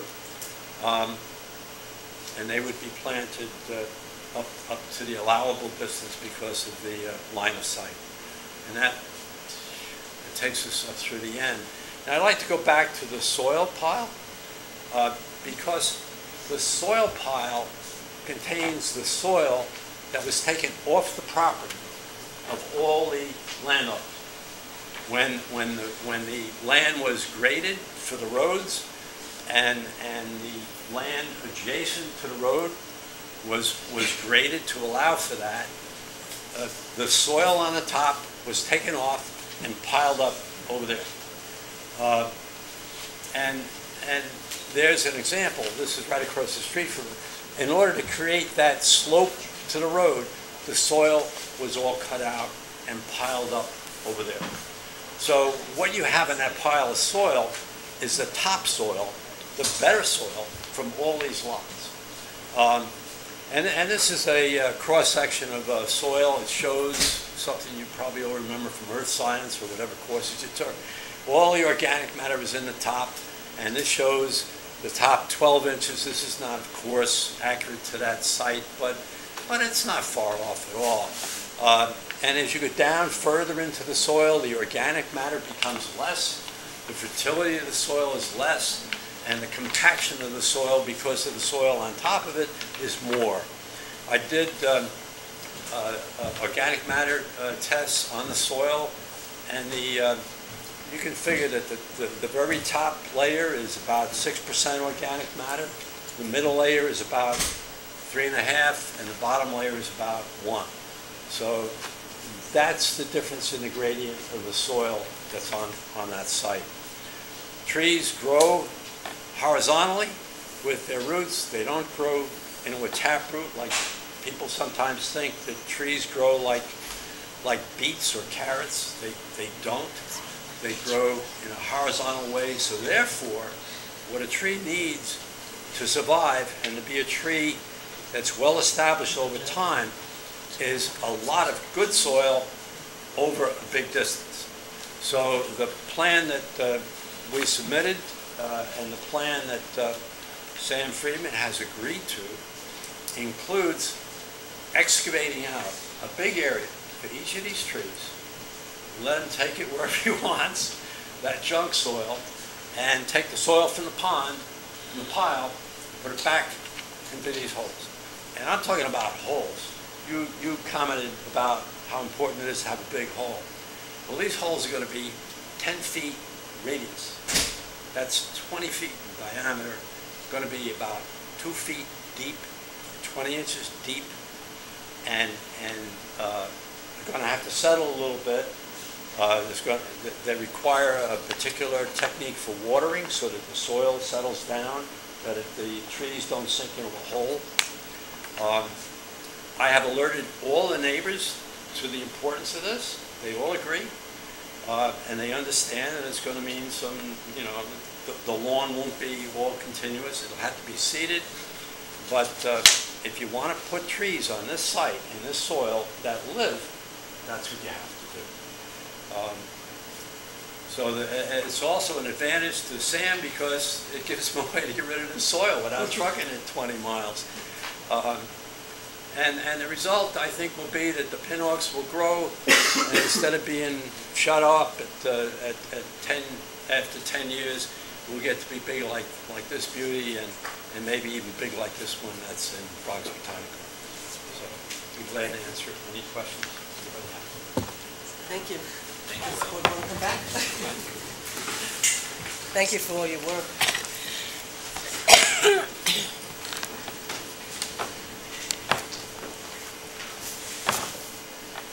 Alan.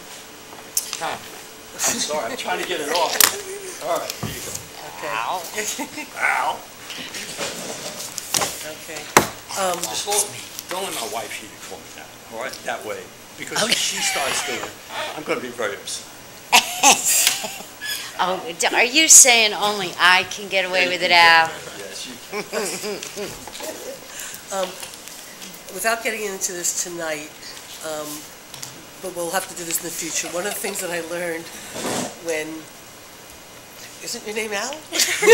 No, it's the way she does it. She puts that little twist on the end, right? Okay.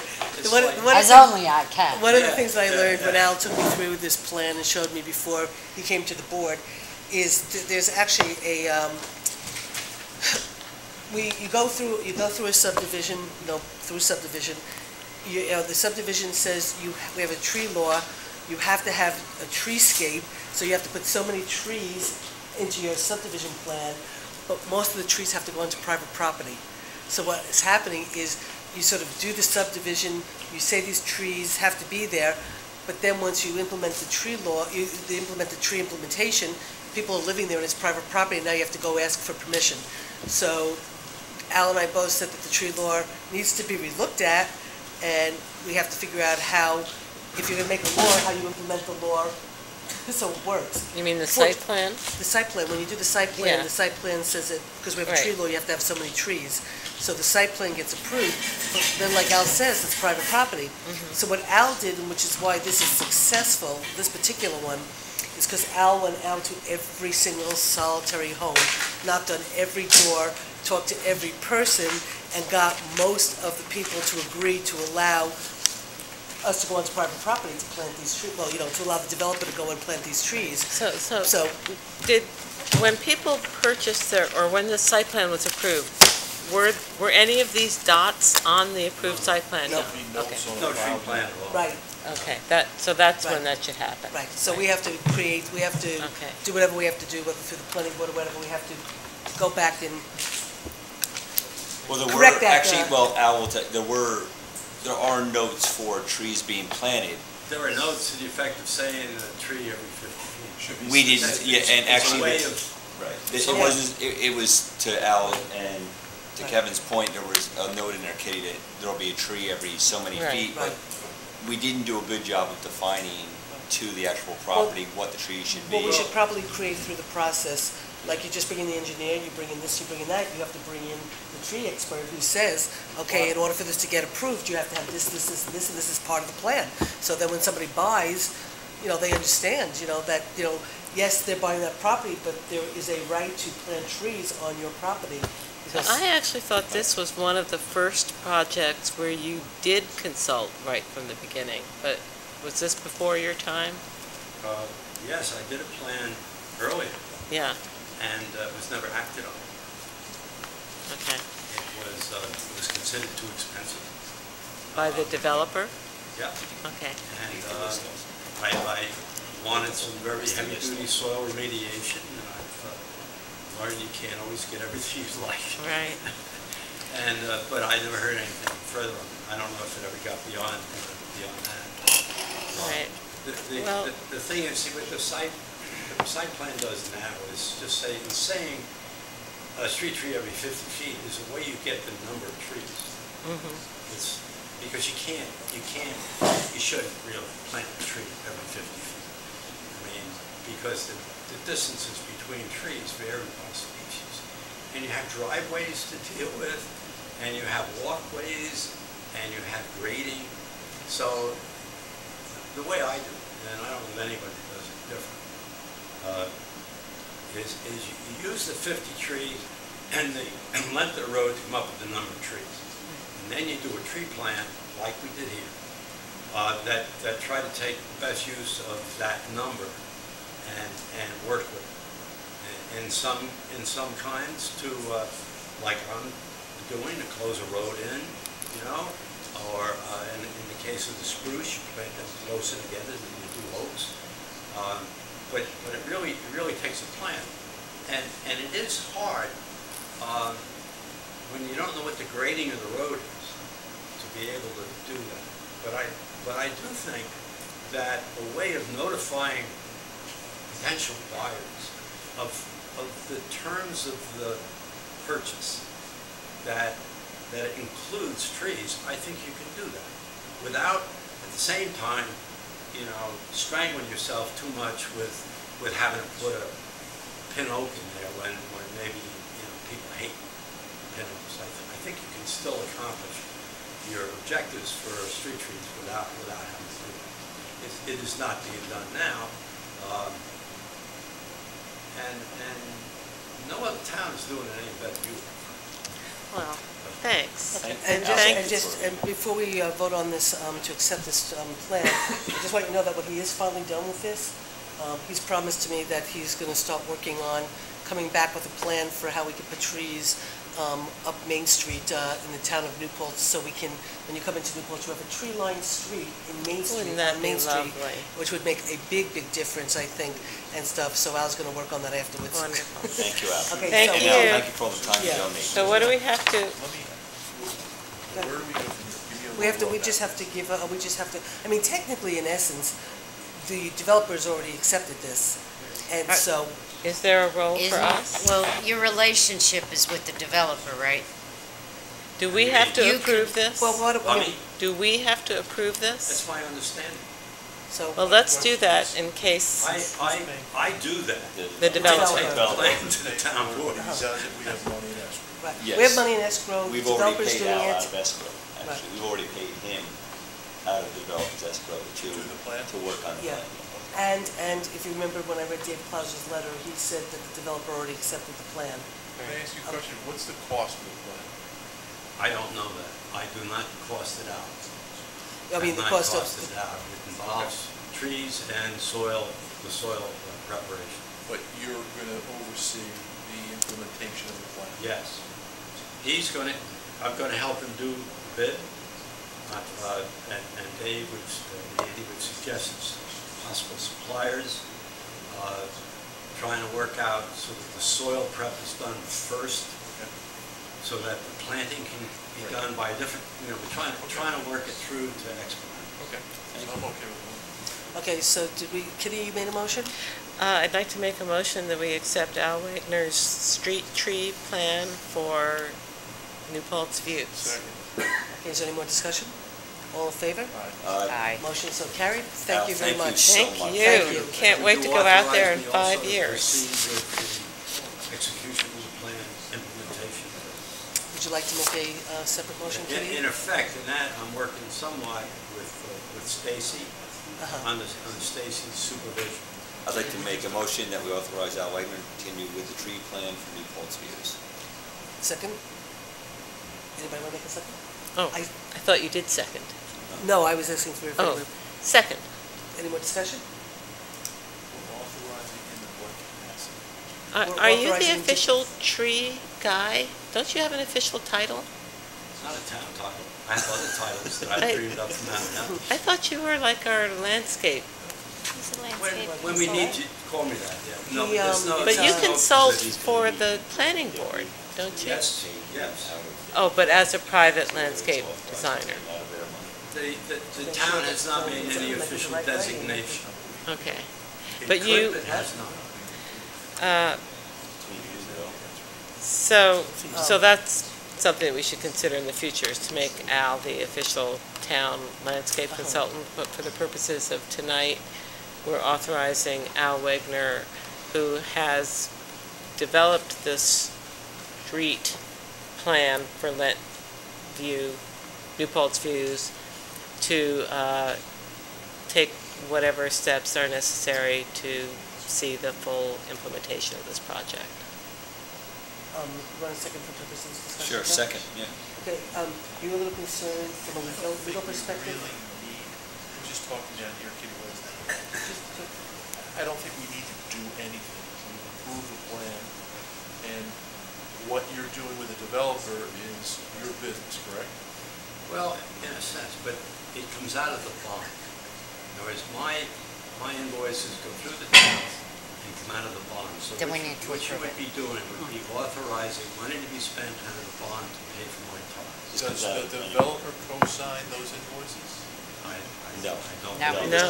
No, the only one that signs it is the chairman, Mike Calamano signs it, and the chairman of the planning board signs it. The idea of this is that my responsibility is to the town board. I'm not working for the developer. I'm working for the town. This is why I come to the town board for them to approve the plan, and why I asked for their authorization to. So what you're doing is when you're signing each month, you're signing for his bill, which has been signed for by Mike Calamano, out of the account for the developer. But So the we have that developer money. had the option to plant these trees and do it himself, correct? Right. Yes, And that deadline is passed, yes. and now we're doing it? Well, And- we're enlisting the help of Al to make the plan. Now the And he developer is told going me to that's execute. That deadline is passed, and we're doing this. Right, so I think what Kevin's trying to say is the developer is aware that the cost of the trees and the cost of Al Wegner's services is coming out of his bond. Absolutely, he is. He is aware. Absolutely. But we That's- don't even know what the price is, the cost. Well, Well, We don't- the problem is not with the cost of the trees and all that, because he's already reviewed the plan with, Okay. what's his name, and Davis said in here. Second. What, can you read that, Jeff? After some time taken, the tree planting plan has been developed by Ag Wegner and accepted by Mr. Friedman, who, Mr. Friedman represents New Paltz Views, the project construction manager for the owner. And I understand that Al will be reviewing the plan with the board this evening. Al has recommended that trees be planted, so forth and so on. And so the owner consultant has agreed to this. And so I think, Go ahead. okay, I guess in a sense, I think what Kevin's getting at is in a sense, and if I'm wrong, I'm putting words in your mouth, correct me, but I think what I'm sensing is it's okay in a sense that we did the plan, it's been approved, we're approving it, he's approved, but now we're giving the developer more expenses to incur without his permission per se, and that's where you're having a problem. So I guess, right? Well, that's part of it, yes, definitely part of it.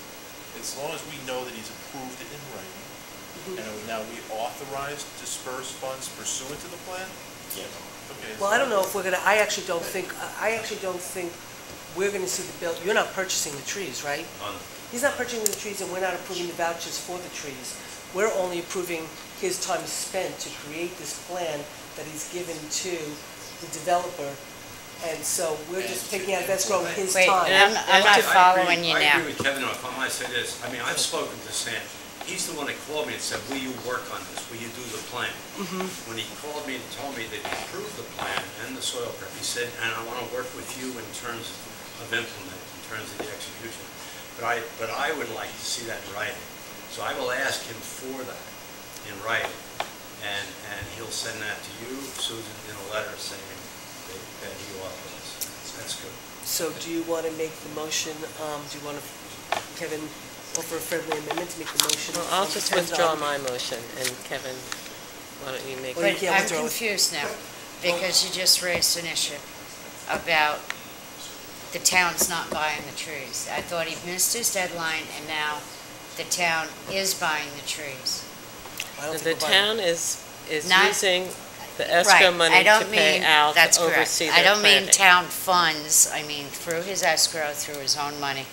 But somebody at the town, or somebody like Al, is going out and buying these particular trees based on this particular plan and charging it to that escrow account, and we're gonna see it in vouchers. We don't even know Charged that's to true. the escrow. We don't even know if that's true. No. Oh, well, I need to know if that's true, because that makes a difference than if the developer has priced it out and has a guy he's gonna get a deal on trees from, that Al says, yeah, that's a good deal, because I've worked with them before.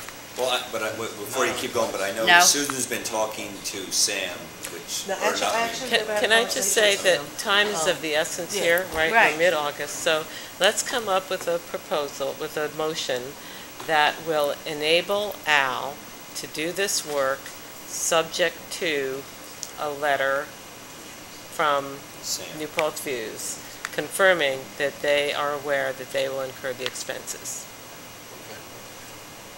And he's gonna have to know then who's buying the trees, who's buying the soil, and who's doing the work. I'm not buying the trees. Right. And I you don't- don't know who's buying the trees. No. You don't know who's buying the soil. You wanna No. use the soil from the soil pile, Yeah. and you don't know who's doing the excavation work so far, right? Not at that point, not at Right. this So, point.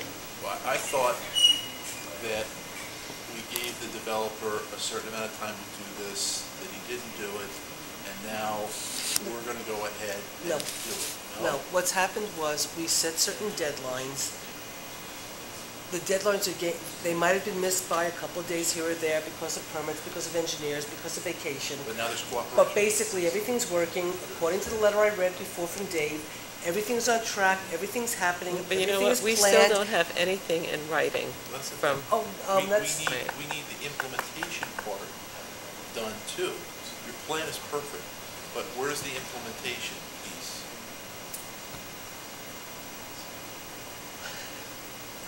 You know? What Okay. would you like in the way of that? No, What I do you thought need? Al Somebody's was gotta buy the the trees and coordination of the implementation, that you've spoken with the developer, Right. and he wants you to aid him in implementing that's right. this tree plan Right. that you designed. And he has verbally agreed to that. And what the board would like is a written confirmation Agreed. that he's agreed to that. Yeah. Okay. Yeah. So that would be okay, subject to written confirmation from the developer that Al is his consultant. Jeez. implementation consultant and coordination. And then where he gets the trees from doesn't matter. We don't care. We care that he gets it right now. okay, no. We do, I think, but that's under the deadlines. I was and about the- to say that just like the road, the trees, everything, if at some point Joe Moriello, Dave Plaza comes back and says nothing's getting done, then we take our money and we say, Al, here's Here's their the money, money. go buy the trees. Okay? So let's If not they do don't, anything else. if they don't pave, we say, Chris, here's the money, go pave. Right now, according to our engineer who's in contact with them, everything's moving along, they're taking care of everything, and if at any point there's a Let's concern. not do anything else then. But- We just Thank you. approve Well, the plan. Thank you. I don't think we need to take. Well, a- I don't know, I Well- think maybe we should also, So- I mean, do you Thank you. have any interest in buying the trees and actually supervising this? Not Do you really. have confidence that it No. will get done? I think it's a good way to work whereas where I'm working for the town, it gives me leverage in terms of influence, in terms of what gets done. Enforcement. Those trees aren't good enough, that we won't accept it. You know, you gotta do this. I mean, Right. they normally don't work this way. So I would much prefer to work where I don't have a financial relationship, direct financial relationship with the developer, because that clouds up the water. But it's just like your town engineer works. You know, he works as a representative of the town, works with the developer and working out the nits. Make sure you don't get substandard material. Yeah, Right. yeah. And then on top of it, if we started saying we're gonna pay for the trees, and then we have to pay for the paving, and whatever, we might not have enough money. Well, that's what I'm concerned about. Okay, But- but- So wait, before we keep going, but me and we've managed to get through 2 items in 6.5 hours here, which has just made us all very happy. Just feels like Yeah. 6.5.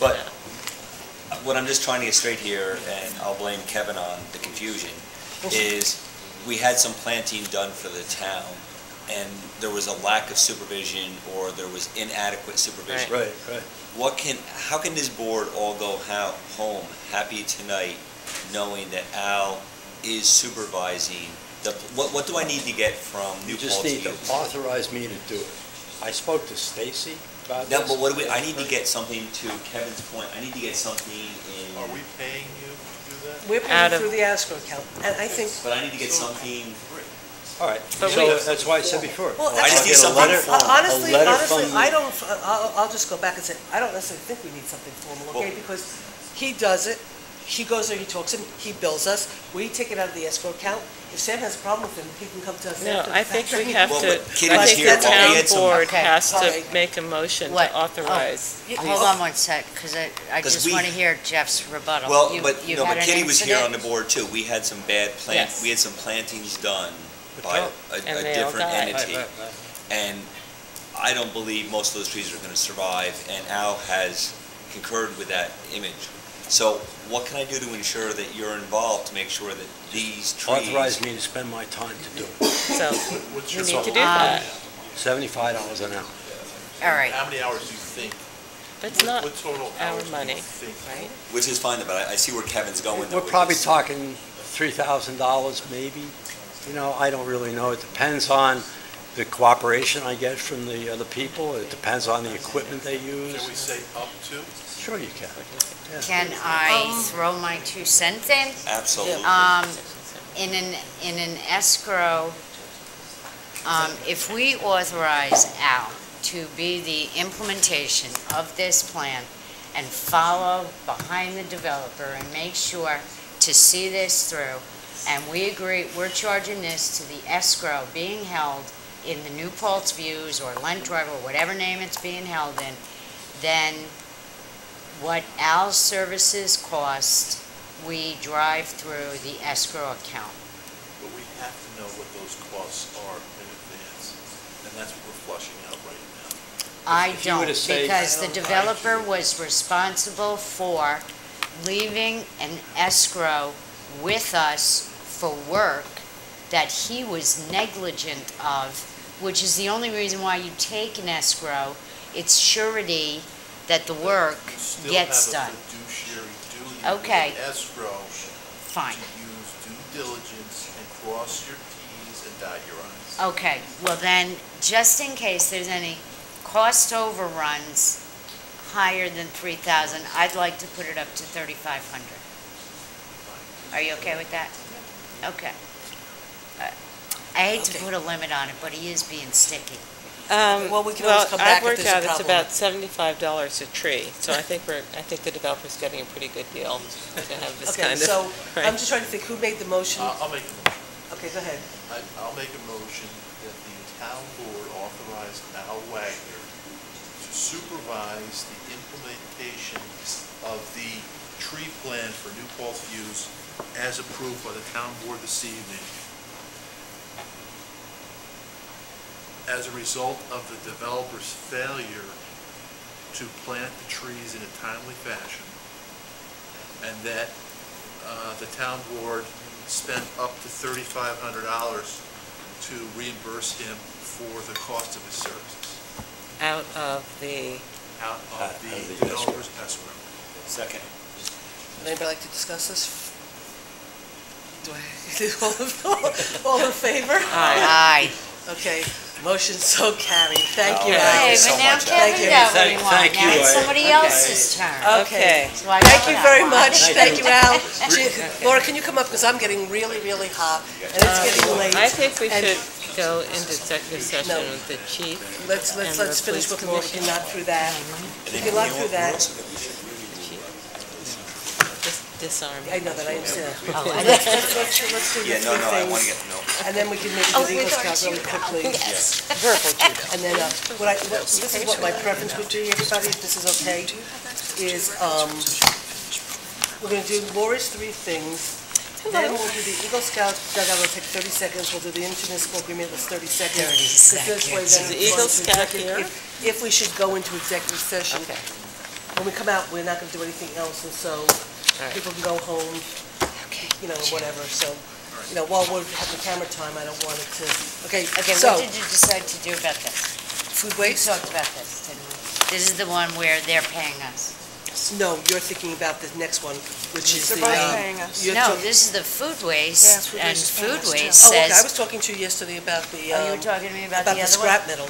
Oh, okay. They're all No, on that's a here. We're public talking bid. about all of them. Yeah, no, Okay. I know, the public bid for the scrap metal is what I was talking to you about yesterday. I had This is- you confused. Yes, the food waste is, so let's Alright. do the food waste My first. misunderstanding, but I thought what Give you were us saying the with the food waste. 2-minute 2-minute. PowerPoint No. sales job. No, No? I it's don't a know where scrap the mic metal. is. As part of the Zero Waste Scrap metal. Initiative, one of the biggest concerns was organics. We met with SUNY, and their hauler has agreed to bring food waste to our registered site. We can accept up to 1,000 cubic yards. SUNY food waste would be approximately half of what we have the capability of taking.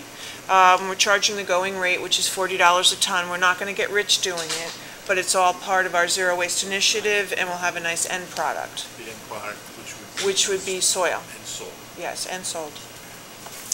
And Like the- we did, just so More you know, money. we did get DEC, DEC. We did did. approve this, we have the DEC approval right I'd here, like if to anybody move wants to that see it. we adopt the food waste agreement. Second. I've had an opportunity to review it. It's a great idea. Any more discussion? All in favor? Aye. Motion so Sold. carried. Didn't cost anything. Okay, and the DEC did it, the college loves it, and, It didn't cost anything. It's all okay, in-house. next, Stericycle? Next is Stericycle. Is that the Or next we're one doing up, or you scrap want to do metal? scrap Scrap metal? metal. Scrap metal. It's my understanding the scrap metal bid should be done as part of our housekeeping. Generally, we've been just doing business, kind of, was it quid pro quo? But it is over 10,000. We should go out periodically, just as part of our procurement. It's a kind of a reverse procurement, So- because we're actually getting paid, but we want to get the most money we can. so Right. what Laura said was actually, she has experience with this, and we have had people before who have not paid top dollar or paid the Right. money they should. Or given us She's waste got tickets. us a company right now that she really likes, that's actually working out really well, but in conversation with Joe, he actually said that because it is 10,000, over 10,000 we bring in, that there should be a bid process. And this and was so- drafted by Mr. Moriello, this agreement? I drafted it, he looked at it. You accepted it? And, Yes. Accepted? yes, Okay. yeah. I think he And made if some there's amendments, anything right? that stand, yeah, I mean, we'll have to change the date, I think it's And you August. feel we're doing Okay. better as we were in past years? We were, I have some of the numbers here, '09 and '10 was about $10,000 that we brought in sales, and then 2011 was 21,000. Cool, okay. Now, the numbers that, Yeah, I was just gonna say, the is that, supervisor showed me, those are from the other departments, because this, we get the materials sent out, it's brought back with a weight ticket and a check, and that goes into our daily receipts. And you never had the weight tickets before? We never had the weight tickets before, For how ever, many years? all the way up to 2 years ago, or all the way up to the So beginning of this system is much 2011. more efficient. It is, and we're comfortable, it helps us fill out our tonnage reports for DEC. We're also part of WasteWise, so we have to report to the EPA, and, And the numbers that I called you with Gene yesterday, when we looked at them, when I went over them with Yeah. Laura, they were for one department, they weren't the total, they weren't the right, total. right, So she was and it bringing me includes So Make should a we- motion that we Oh, accept thank the you. bid for Could I scrap metal just, okay, from... before we. Second. just Well, one- for purposes one- of, for purposes of discussion. All right. Go ahead. We have a The motion motion and a was made second. second. You can Now you discuss can it. discuss. Now you can discuss. To your We heart's really should, content. we really technically should be making the motion and second immediately, but we don't, but go ahead. Okay. Now we're ready for discussion. I just have one little thing to say. I know Joe looked at it. Okay. But I have been involved in the bid process a lot, Okay. okay? And so I just have this one very tiny thing I would like to be more specific under submission format and specifications. Okay. All right, proposal should be, because when I read it, it wasn't absolutely clear to me. It can be open to interpretation. Okay. Proposals should be submitted on before blah, blah, blah. All proposals must be delivered either by hand or by certified mail in a sealed envelope. The people who are delivering it by hand, that has to be a sealed envelope. You're I don't right. want anybody Okay. to misconstrue All bids should be that they sealed. can walk in and hand an open Good bid catch. to Rosanna, Okay. because that just compromised their bid right there. You should have standard language from What Joe. this, it says right here, always. it says proposals should be placed in an envelope securely sealed and labeled scrap metal bid. Yeah, but the problem is it doesn't define what she's saying. It could be given by hand to Rosanna, and then Rosanna puts it in, and then. and- Or by certified mail in a sealed envelope. So Okay, so you you're might saying- think if I mail it, it has to be a sealed envelope. But if you deliver it by hand, Okay. it So must just- be in all a sealed. proposals must be in a sealed All envelope. proposals. Sealed, All proposals must be in a sealed by the bidder. By the bidder. by bidder, and can be delivered by hand or certified mail. Yeah. Right? And then take out in a sealed envelope How about all proposals must be delivered, right, in a sealed envelope? by either bidder, by and hand, can be right, delivered yeah. by hand or certified mail. Yep, Okay? so we just move in a sealed envelope Right. to delivered. Right. Gotcha. With Shall those be revisions? delivered. Okay, so you okay? Yeah, who has Is there those? any more? Instead of proposals should be, if we're getting, it should be Shall be. proposals shall be, yeah. And also, we all know that it says right here, the town reserves the right, it should be the town board reserves the right to award this contract, just so there's no confusion, right? The town yeah. board reserves the right to award this Yeah. contract to the vendor, just so there's Oh, no and after confusion. town board. So there's no confusion that it's the board that has to look at the bids, Yes, accept the bids. you're right, Don't think it's a Susan. department head. Right. So the town board reserves the right to award this contract. Okay, so, I would make a friendly amendment that, Laura and Rosanna could work out the details as to their bid opening date and their publication date based on the newspaper, and I trust that they'll do it as soon as possible. So And- accepted. And can I just to add to that, and to notify the supervisors, so, to the details, so this Oh, way. did you want to coordinate it? I'm sorry. I just want to make sure that we're in the loop this time, that's all. So accepted. All in favor? Good point. Aye. Aye. Aye. Okay, great. All right. Next. Thank you so much. See how we're just correcting the What else? problems We have, that wait, we've we have got? one We more. have We have one more, stair okay. site. Can I ask you how the building's going? The building has the roof, the walls. I told him we are moving stuff in. We actually had alternative sentencing come up today, so we cleaned out one trailer and it's in the building. And the shelving should be delivered in the next day or so. And it needs to be And on I saw you had 24/7. bidding out for the trailers. Anyone making bids? Not yet. This is sitting. I'm worried about those. Can they be sold as scrap metal? No, they're fiber. They have aluminum frames, but they're a composite. Yeah. Okay. Highway will take one. Night out. You're taking a trailer. What have you added to my responsibilities? Okay, the mailback service agreement. Okay. So everybody understands what happened about the fact that somebody illegally dumped medical waste Yeah, into... syringes, catheters, all used. You We're have not no sure if it suspicion? was, Well, no, I'm it's not being sure. It investigated. is, yeah. Oh, like a Yeah, and wheel it map? kind of goes Oh. beyond, it wasn't in the garbage, it was in our recycling container, so which Oh means my God. multiple agencies would have handled it. and we had to quarantine the container. The Resource Recovery Agency had to pick it up, have Stericycle on site at their facility to go through it. They didn't find any more syringes, but they did find a gallon of, is it the benzene, that was spilled all over everything. We're not supposed to take liquids either. Right. So whoever did it was just blatant. I mean, but, you know, It was, you know. thank you to you and your staff, because you really go way beyond your job description Oh, to thank actually, and you were exposed to potentially Yes. contaminated, dangerous Yeah, materials. the staff goes through the commingled container quite a bit because it is very contaminated. For some reason, the more opportunity we provide to recycle, the more garbage they're throwing in it. And, you know, Tori is in there constantly keeping it clean. So she's the one who discovered it and brought it up. And, you know, unfortunately, we can't move it, and it needs to be taken off site. There's a limitation to how long we can actually keep it on site.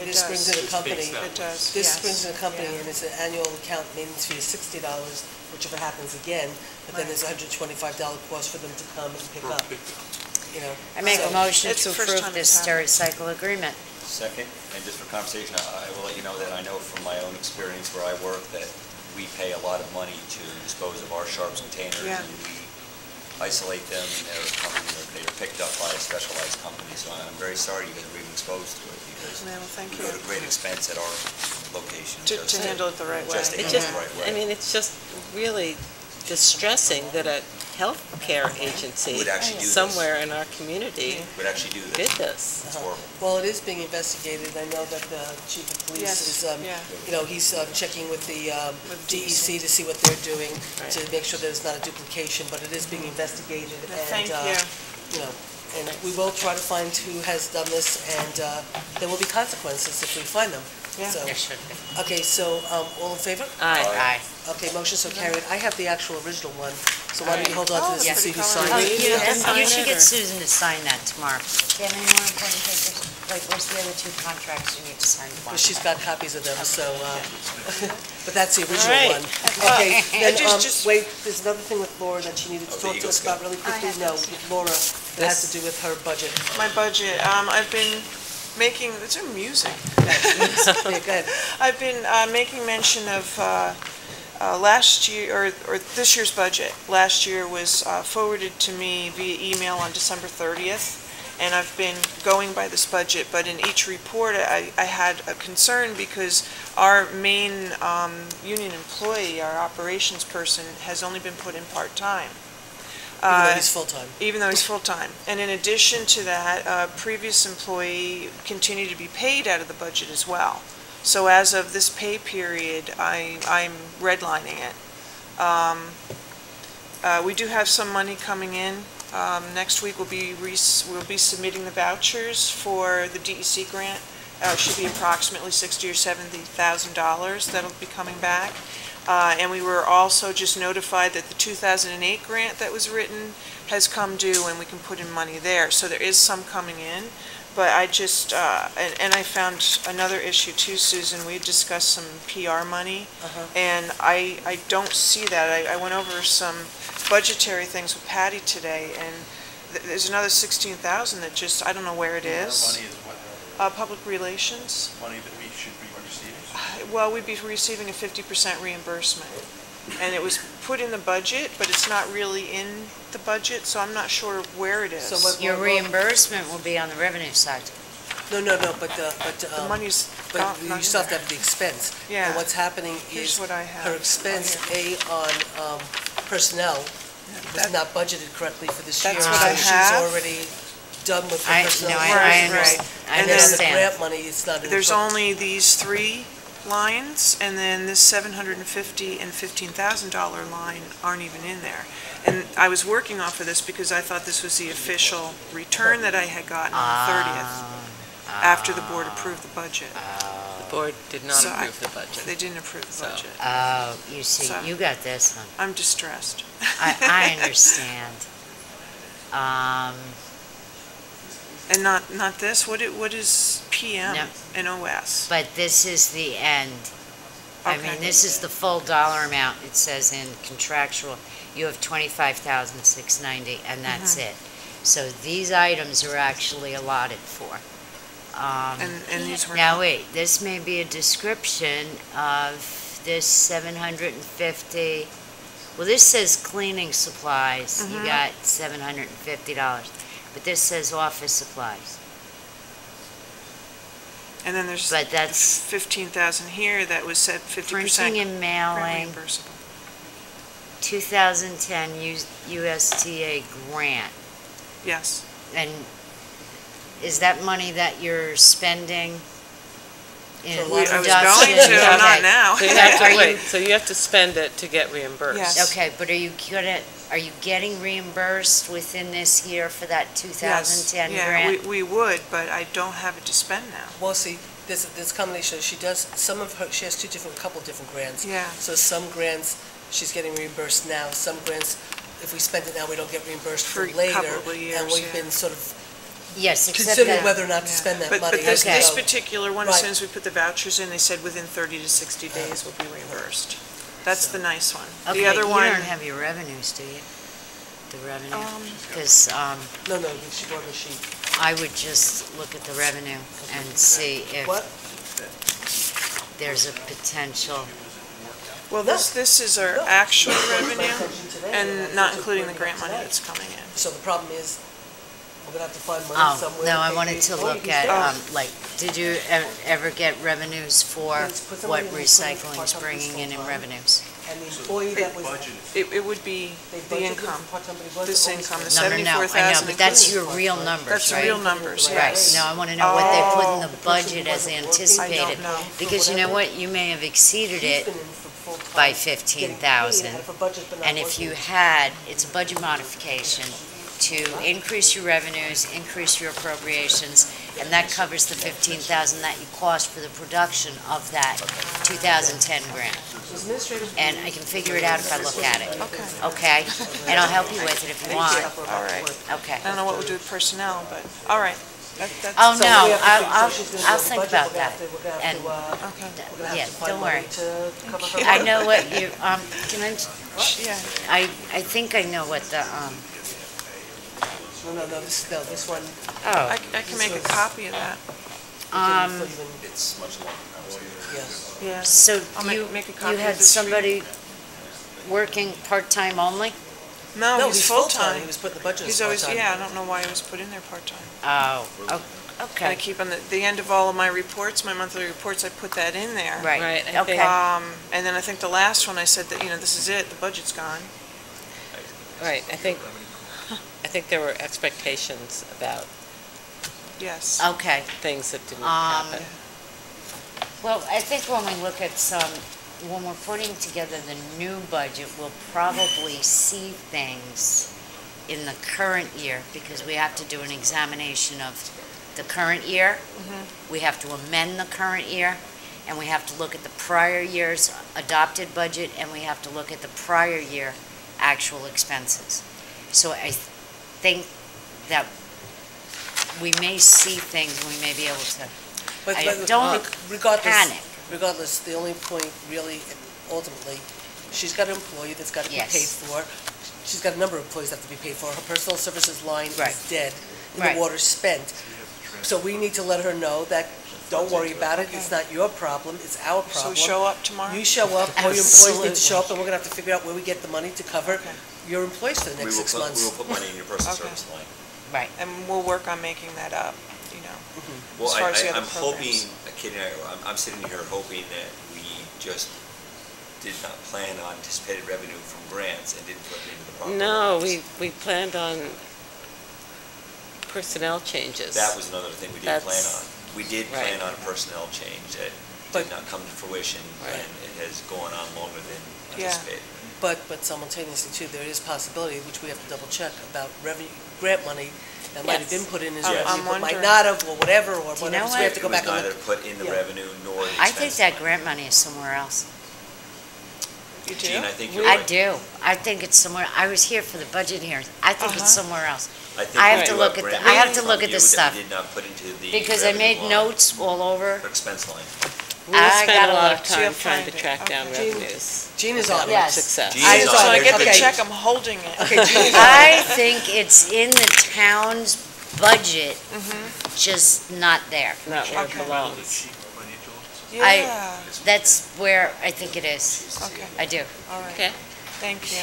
Thank you very much. Thanks, Laura. And we need to buy another air conditioner. She's our CFO. Yeah, yeah. She's our one. If I find that money, they can't tell me no. I'm just saying I that. know, is it just us or like, why aren't the guys? Susan's not too. The fans are not on either. I would give it over to her. All right. Okay, so, Boys. okay, so let's just. There's real no quick- boys. No, the Eagle Scout, the young boy who's an Eagle Scout, delightful, Oh, because delightful we boy. talk too much. No, he couldn't come tonight. He had, I know. So let's get through a few more things really quickly, okay, so we can then talk with the police. He is a delightful young man. He is part of Eagle Scout Troop 172, which I understand is quite an amazing, amazing troop. It's sponsored by Huguenot Street. They just won the West Point Jamboree. Out of 500 troops, they won the West Point Jamboree. They're an amazing troop. Most Eagle Scouts, when they do projects, they cost $500 to $1,500. This project is costing him $3,500. Who's the proponent of the project? What do you mean, who's the proponent? Who is the Eagle Scout candidate? His name is, and I wrote it so I could say it correctly, phonetically. Oh, Nick Sabatowski? Nick Sabatowski. Oh, okay. So Nick Sabatowski is doing it. He came in with Nick Sabatowski, he's met with Stacy, he's met with Chris, he's met with Chuck, and he's since met with me. I met with him and his father and Chris yesterday morning? I guess it was yesterday morning. Yesterday morning, we started really early. Yesterday morning, the plans have all been vetted. These are the plans, these are exactly the same dugouts that are at the Field of Dreams. They were done by Bob Colucci. These are Bob Colucci's plans. Bob Colucci is available to help in any way he wants. Stacy, when they start digging, Stacy will go out and approve the foundation. There's going to be a building permit. It's all blah, blah, blah. Joe Moriello said we can accept this as a gift. Our insurance agent said there's no problem because we're going to get it also insured by the Boy Scouts. And so all in all, there's no problem other than the fact that we need to accept this gift with graciousness and let him get started tomorrow. Don't we have to pay for the materials? No, we're not paying for the materials. He's paying for He's paying the for the Boy materials. Scouts are paying for the The boy is materials? paying for the materials, the Boy Scouts are making a donation. Actually, as it And works, if is you've anybody already raised wants the to- funds as part And of if it. anybody would like to make a donation, which his father pointed out, that most projects Eagle Scouts do is $500 to $1,500. This is going to cost $3,500 that he's donating to the town. And so people are donating money. If any of us want to donate money, that would be wonderful. But he's incurring all the costs. We're just approving it and accepting the gift. Actually, as a Eagle Scout from Troop 272, not 172, so I do like 172, but being an Eagle Scout from the Beaver Patrol of 272, I'd like to make a motion to accept this gift from Nick Sabatowski for his Eagle Scout project. Second. Okay, any more discussion? All in favor? Aye. Motion so carried. Thank you, Nick, very much Nick, for thank taking this project on. Okay, sound system, really quickly, as you all know, people can't hear us when they're watching this. People can't hear us when they're sitting in here. So Chris Marks and I, actually, in our long day yesterday of starting with the Eagle Scout, going out to Lent Drive, going to Woodland Pond, we ended our day by going out to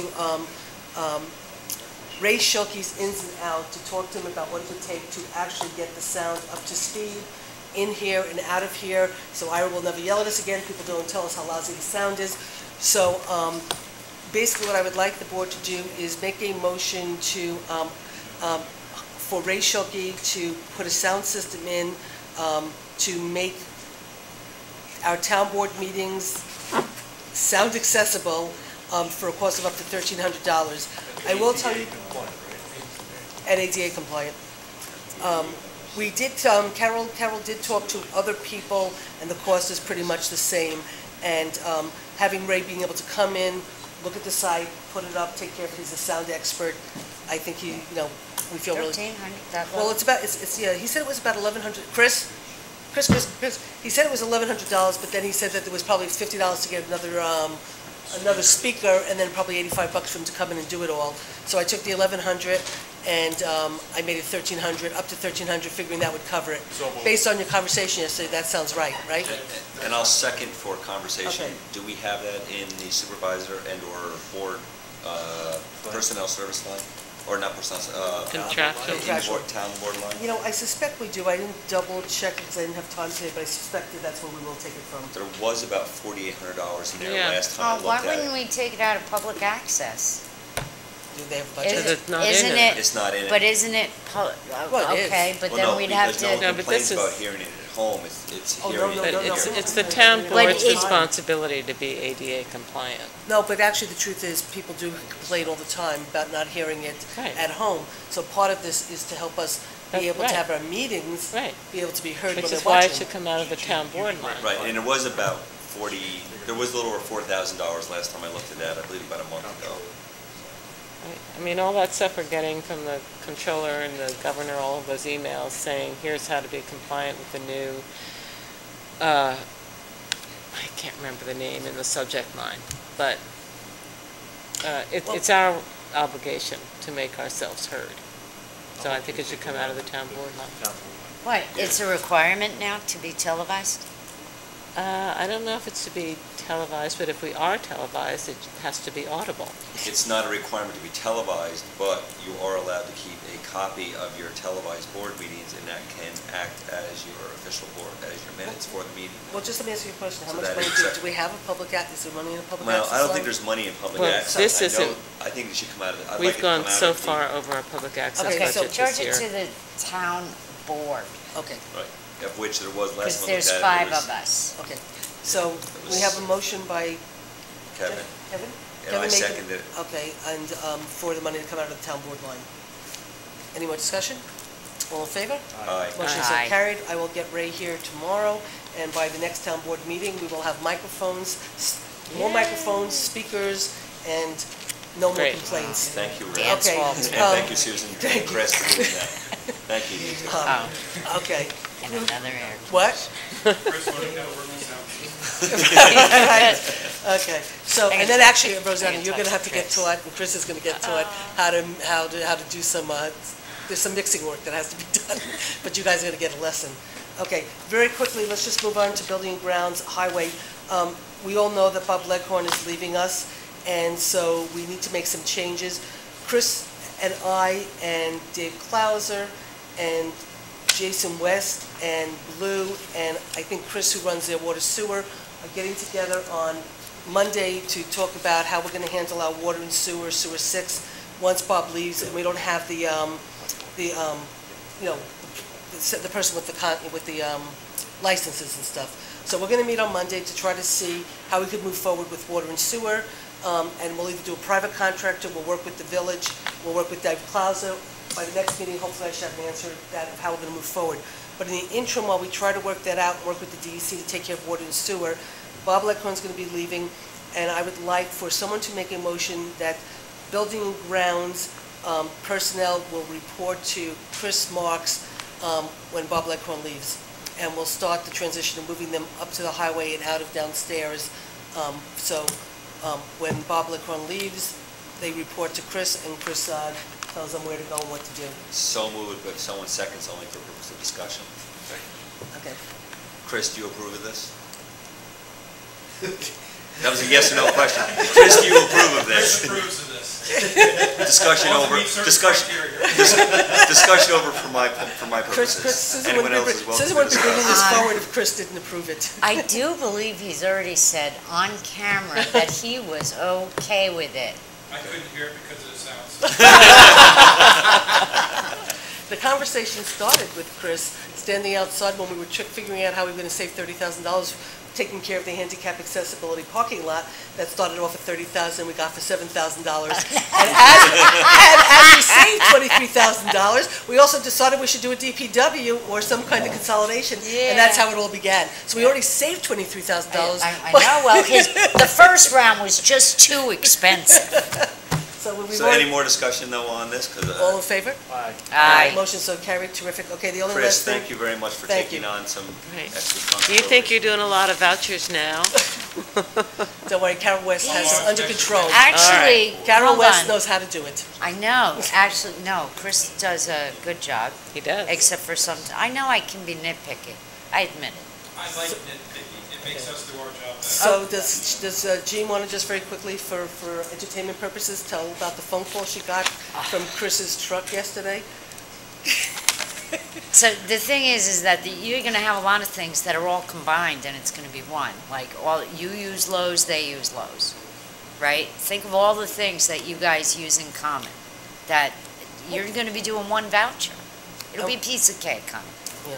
Trust me. Well, one No. voucher with multiple, Yeah. one voucher Right, with but it- multiple Multiple budget lines on it. Right, Right. exactly. It's exactly. a piece of cake. It's not a problem.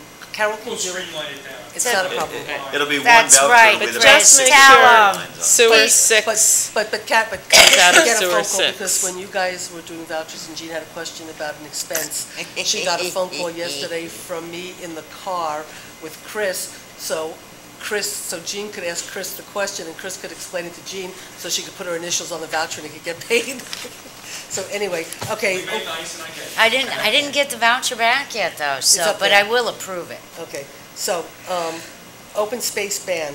I will do it really quickly, then I'll let Jean take over. Just so people know, you're not talking about banning open space. No. Okay, The, this is the bond anticipation note. The town of New Paltz voters voted to allow the town of New Paltz to purchase open space, take out a bond to purchase open space.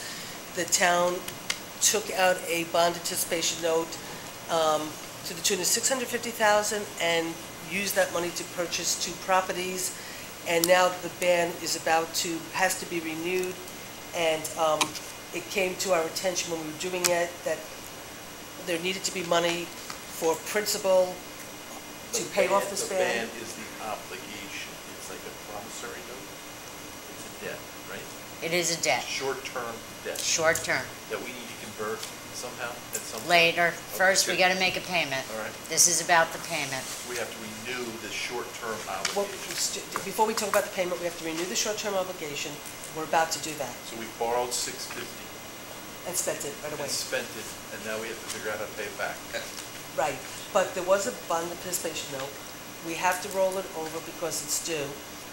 What's being recommended by the outside auditor and the bond council is that we turn this next year into a permanent fixed. A long-term, 30-year statutory bond. And what we're going to try to do, Actually, we won't get 30 years. what we're going to out try of to it. do, what we're going to try to do I is just realized. use the bond council that we have such a great deal with now, where we just pay $2,500 for no matter what he does. We're going to try to really, really take advantage of that and get it done this year. But in the interim, what came up was that there needed to be money, a payment needed to be made this year on principal. A payment didn't have to be made last year, but could be made this year. It was recommended that it should be made, both payments should be made this year, but there's no money in the budget for either payment. What's the rate of interest? We don't know yet because they're gonna go out to, they're gonna bid it with a couple of banks. What was the rate of interest on the prior ban that expired? Oh, you mean when I don't know what they got last year. I don't know. It was, from what I remember, it was like under 3%. Under 3. Yeah. Do you know what the prevailing rate is now? She's getting it right, she's getting they're getting them right now.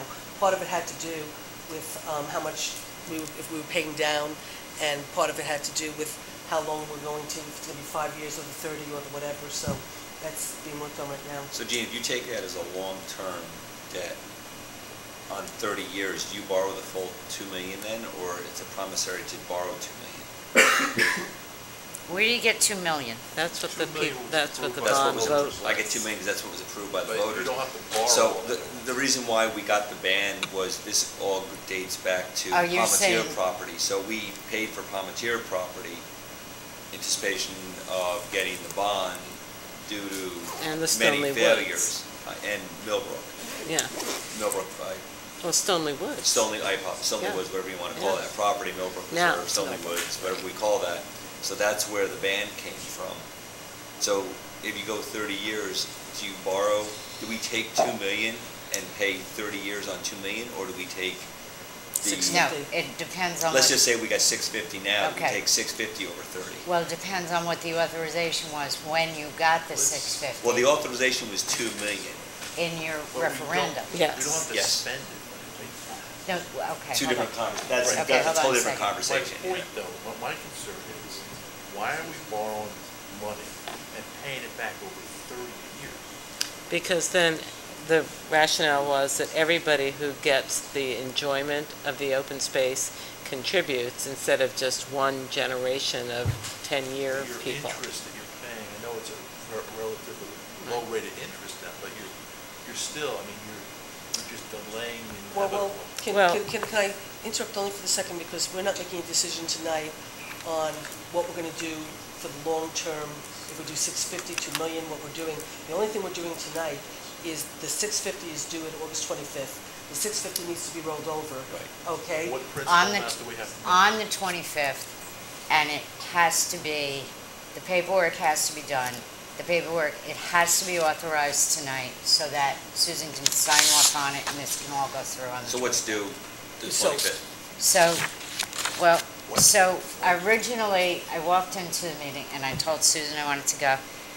First of all, the first year, you don't have to make a band payment, which it didn't happen. So there was none. So the recommendation, you said, from the accountant and from the... But just stop, the second year, you do have to make a payment, and the principal payment's not in the budget, okay? And so you don't have a payment in the budget this year for $21,667, so that we have to do. The payment from last year, you didn't have to do. The outside accountant and the bond counsel were saying if we could pay last year and this year's principal and pay the 47 or whatever the number is. $43,335. They suggested we should. I said to Jean when trying to talk this through, I said to her, we don't have the $43,000 in the budget, and so why don't we just pay the 21, take the other 21, we fold that into whatever we do when we make the decision on the 650 or the 2 million, and we'll deal with that then, because we don't have the money in the budget for 21 or for 42. You know, so my preference would be just the 421. Jean originally thought we should do 21, then she decided 42. I don't know where she's at now, so I'll let Jean tell us what she thinks. You're taking the money from another budget line? Well, right now, there's $35,000 of unspent money in the Clean Water Open Space, and that money was put into the budget for appraisals, for legal fees, for, I have the budget worksheets. No, it wasn't property acquisition. This actually is, but Susan raised a very good point, though, Kevin, is that the $2 million goes through CWOSP because they're the ones, grading the properties. So. But the the money, the CWASP was given a budget of $49,700. There was money for $10,000 for appraiser, $10,000 for title, insurance, and legal, $15,000 for boundary surveys, $5,000 for baseline documentation. Real estate taxes. Then you have all sorts of other monies. They've only spent $160 or $180 so far. They probably will not be purchasing any other really property right between now and maybe the end of the year. Possibly we'll do more appraisals for the moment and stuff. Right now, no. Right. So what we have $35,000 in here, of which we could take at least $21,000 from here, or we have to take $35,000 from here and $10,000 from contingency to pay for the total amount, which I'm really loath to do. We owe 21. We definitely have to pay the 21. 667. 667. And the second one is 21,668. It's $1 more. Right. But that's not due yet. No, it wasn't. We don't have to pay the first year. Right. It's not due yet. We don't have to pay. We owe one payment. We owe one payment. So go ahead, Jean. Are you ready for me? I'm ready. Okay, so, believe it or not, I actually think a lot like Kevin. You borrow $650,000 for a 5-year term, you pay $130,000 a year, and you pay it off for 5 years. Obviously, that was not the intent to pay off the 5-year short-term ban. So the $21,668 is a principal payment based on a 30-year life. Okay, but so it would be $21,668 for 30 years. Except that there are not 30 years left on it, I just realized. Because when you got it in 2010, it had a 30-year life. So it's down to 28 right now. So when we roll it, into a long-term statutory bond, we're going to be doing it with a 27-year life. So originally, knowing this, I came out, I said, we gotta pay the $43,000 because you owe the 2 years' worth of payments. 2 years of principal reduction. 2 years of principal reduction, exactly. And we're losing a year on the 30-year life. So you want to do that. But I've done the calculations, and if you do the, so the reduction of $650,000 by the $43,000 principal reduction is $606,665. Okay? The payments, if we were to roll it into long-term then, we'll get 27 years out of it. $22,469 a year would be because that one then is not. That's on 43. Yes. But then if you do it, if you pay down the $21,668, it reduces it to $628,332.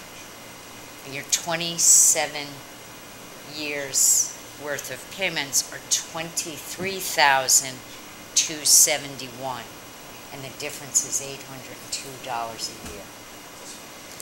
So, the $802 is not a lot in a difference. It's just got, it's going to be 27 times. And you're going to have the interest, but based on that it was not budgeted for, we could go with the 21,000 because the difference is 802 annually. On the other hand, reviewing this budget, and I think you said they spent $180, and in talking with Patty today, there's an outstanding encumbrance for $3,500 for an appraisal. And then that's it. So if we were to use $43,000 of this money to make this payment, they would be done for the year. I'm now in agreement with you to take the money and pay $43,000 as a principal. But just understand Because that. we have the money. Let's pay the But when you Is say we there- have the money, okay, understand that we're working in a budget that didn't go through the, wait, Kevin, let me I finish. know. That didn't go through the proper, you know, the proper procedures, okay? We don't know if the revenues that are in the budget are even real, and we're gonna see them. We have expenses, we already know Lori's budget is overexpensed. We already know that there's money for the lawyers. I mean, I just got an $8,000 bill today for something, we just got an $8,000 bill we're gonna be working on that has to do with a police matter that's over and above our labor costs because it has to do with something over and above. We had the wetlands lawsuit. It has nothing to, the wetlands lawsuit. There are so many expenses that are coming in that we haven't even accounted for. We don't even know if the revenues are right, that every penny we save, it's Kevin like, has something to say. if we don't spend $20,000 from this is $20,000 that covers revenue that's not coming in. Actually, it could. Kitty's got, I'd like to hear, Kitty's got a good view on it. If they have the $3,500 outstanding bill for the appraisal. An appraisal. They may be contemplating more expenditures relative to that particular property. So at the very least, we need to talk to, I mean, I don't know if this is something they would need to close on by the end of the year. No, we have to do this tonight. I'm just saying, if we decimate their budget with this one thing tonight, and they have plans in the works to make an offer on another piece of property, which is suggested by the fact that they are asking for appraisal fees, and they have submitted to us an interest in a certain property, I just don't think we can do that to their budget in one fell swoop tonight. Are we going to be adding more debt to our debt, though? Well, we have been, the town of New Paltz has said, we want you to borrow up to $2 million to purchase open space. However, I think that what is understood in this is that, I understand your feeling that the sooner you pay it off, the lesser the amount that you pay off. But there was discussion during the whole bond public hearing and discussions that since open space is forever and will be enjoyed forever, that there was feeling that the taxpayers who are here now shouldn't bear the full burden of paying this back, and that it should be over time. Because there may be people who live here for 10 years and who leave, who would then have paid for the entire purchase of open space. And the feeling was, for the people who buy their house and live here for the next 20 years, if you fold this $2,000 a year among the 13,000 taxpayers, it's not an onerous burden. Where is the coordination? I mean, there's so many different not-for-profits that are buying up open space now and keeping it. Where is the coordination among the group? Well, I think we have Well, great that's why we coordination. have CWASP, aren't you the... But there is my great point coordination though, right now. My point is, I don't think the town should be spending any money on purchasing any more open space until we pay for the open space that we've purchased. Well, I don't think. that's not the spirit of this bond. I just want to ask, and the reason I'm taking out my Because thing what we're is... doing is burdening future, I mean, we have a police, we have retirement. Well, but we have actually- medical. There's a. Okay, Well, this is- I'm sorry that you weren't there for the discussions on it, but the feeling was that when you protect open space, you actually keep the tax base level Okay, this is not or a time lower, for, this is not a right? time for the discussion, okay? Because we're just talking about a bond, and we have other things to do. 21 I or just- 43? I just want to ask two questions, and the reason why... Well, but I'm no, looking- we're discussing just a little Yeah. bit of risk, though. I just want to be careful along with Kitty is, along with it, the CWOSP is also looking at, there's no one monitoring these easements. And that's in here. And that's in here, so if we decimate their budget, there'll be no Right. monitoring. Well, we're also taking money... I thought we we're- were taking that money from, We're taking money from... shouldn't we be getting money from Well, our endowment funds? endowment funds? If we were collecting if them. we were collecting them, we're not Which is collecting what endowment funds. the planning board So, is anyway- going to start doing. So we're taking the property from a developer. Okay, We're you not know what? getting the endowment But that- funds so that we. Okay, guys, we That's a can't, longer this is a discussion. bigger, Had this is a that. philosophical, Straighten it's a that philosophical discussion. We're just talking about a bond. The only thing- 21,000. I just need to ask you one question, and the only reason I pulled this out was because when I emailed the board, and you and Jeff specifically to ask if you remember anything, I carboned all the CWAS people. Okay. And I said in the email that I was taking $35,000 from their budget and $10,000 from contingency. So I put that, when I wrote to you and Okay. Jeff, carboned the board, I carboned all of them. I'm just double checking, but I never heard back from any of them saying you can't do that, we're looking to do this, we're looking to do Right. that. So that's why I was just double checking. So the only question I have, Kitty, is when you said 3,500, I know there was an appraisal that they were in the process of doing. I know they got it, and I know what they plan, I know the results of the appraisal and what they plan or not plan on doing. So I just want to know, is there a new request that just came in that we don't know about? Okay. No, Well, there is, Okay. there is a request, though, Okay. because actually there is, but I don't know if there's not a dollar, I don't know if amount. there's a new one. I just Well, no, think that I know. not a request for land. There's a request for monitoring of these easements. Oh, And yeah, we that don't But know we that. have we're that working on that. We're 5,000 working on is that. in here. Well, And I don't want to take Okay, that so out let me of ask you a here. question, let me ask Gina a quick question. If we do the 21,000, and we should decide at a later date to make another principal payment, we can do that Next year. next year. I We don't, can maybe double up on the principal next year Well, if we want to. we'll budget Right. for it. If we want to do, but if we want to double up, Right. we might not be able to. I mean, I would feel very comfortable taking the 21,668 out of the CWASP and giving them a heads up that we're doing it. Which I did. I'm not sure they really know their budget that intimately, because when they put in their voucher for secretarial, it was a different per hour, remember? Right, I But do. they, That but it they is do, but here. they do know what they know their Right. budget, because I had a conversation with them, because the first meeting I went to, I remember being a little, and Jeff was there actually, and I was a little taken aback that, when we did the bond, of which I voted for, okay, to buy the open space, I didn't necessarily, though, think that we'd create a new committee that would get a $50,000 budget from taxpayers' money. And so I thought, all the expenses for the bond, for purchasing open space would come out of the bond, which I actually did ask the outside auditor today if that could be done, and she said yes. So, you know I talked to them about the budget because I was really shocked they had one.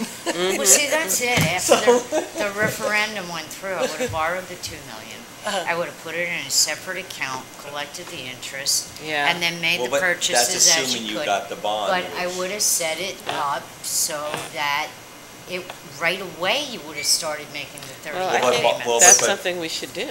Okay, We so, can do that now. That's a bigger discussion though. and that's what we're discussing, going to, yeah. and that's what we're going to discuss when we decide how we're going to move forward for a long-term thing. Right now, this bond has to be renewed. 21 or 43. I think, Kitty, you want to make a motion for 21? Recommendation for 21, that right? Kitty, why don't you make the motion? 21,668. Right, through, from the CWAS Yeah. budget. I'll Okay, second. you seconding it? Okay, all in favor? Aye. Aye. Okay, motion so Aye. carried. Okay, and then the only thing left, two quick things, then we have to talk police. Would somebody like to make a Yeah. motion to Yes. appoint, Kitty, who did, for, Oh, I'd like to Historic make a Preservation. motion to appoint Karen Sobel to the Historic Preservation Commission to fill the vacant term of Leah Manders with a term expiring December 2014. Second. any discussion? All in favor? Okay, and thank you Aye. for stepping up to the plate. Thank you very much. Okay, and then the only last thing we'll do. What are we and going to do with this thing from Bill Russell that I just found in here? then- We're not talking About about the this. slide. I have my, he has to go out to bid for that replacement But slide. we brought this up at the joint town village meeting. Yeah. So when you talk with Jason, Yeah, no, Jason it's on said the- he would get back to us Well, I'm if not, this was an it's not emergency. technically, that's, Jeff and Kevin handle that. We brought the slide up the last go-round, and it was rejected, Oh, but now we can bring it up again. We can bring it up again, and to Gene's point, it doesn't need to go out to bid. We look at. Right, so you might want to have a conversation with Bill. that committee again, but again, this is going to be a conversation we have probably next week about Moriel and Pool and how we want to move forward. And also, though, in point to Kitty, though, I would like the board to recognize Matt Suits. He is going and taking a job down in Yeah. Philadelphia, Pennsylvania. He has served as a lifeguard, I cannot tell you for how many years down there. He's all grown up, isn't he? No, I don't want to say that because it makes us old. But Matt Suits has served many, many, many years to that and to our swim teams, and he will be a tremendous loss to our community. And I wish Matt, and I hope the whole board joins us in wishing Matt great luck in his pursuit of swimming. Okay. So moved. Okay, Thank so, you. okay, so So one moved. last thing, and then we can, the Now. intermunicipal agreement for the public education and government cable television channel, which, when, this is the actual title, I put it on the agenda, and then Kitty said, oh, you left the, The MOU public off. access MOU off the agenda, and I said, no, Kitty, I didn't, but I You used just their. called it by... I actually used their title. Okay. But this is just the Okay. one that basically says that, yes, the town and the village agreed to have a public access coordinator, and how, you know, we pay for some meetings, they pay for some meetings, And we both pay for the coordinator. right. And will this expire December 31st, 2012? It was originally drafted by Stuart Glenn in February? So, Would you like it to? Yeah, because I thought it was long overdue, but I also thought that at our reorg meeting, we talked about how we were going to talk about doing other, Okay, you know. so why don't we just make the motion to accept this contract For this year. for this year?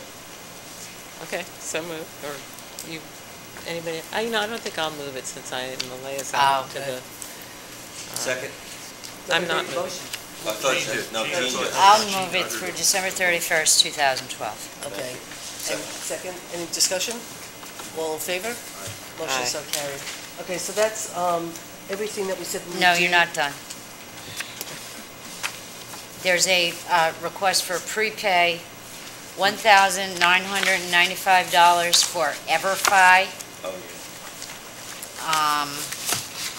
It's for the Community Partnership Grant. It's for alcohol education for the high school. Population of 151 to 300. It's a one-year term. The actual price is $3,995. We're getting a discount of $2,000. The bill is from January, so I think that Phoenix discovered that she needed to pay for a service that was provided under this grant. With Phoenix, Okay. there was a lot of problems So prior I when she am worked making a allowed. motion to approve this prepay. Okay, do I have a second? Second. Any discussion?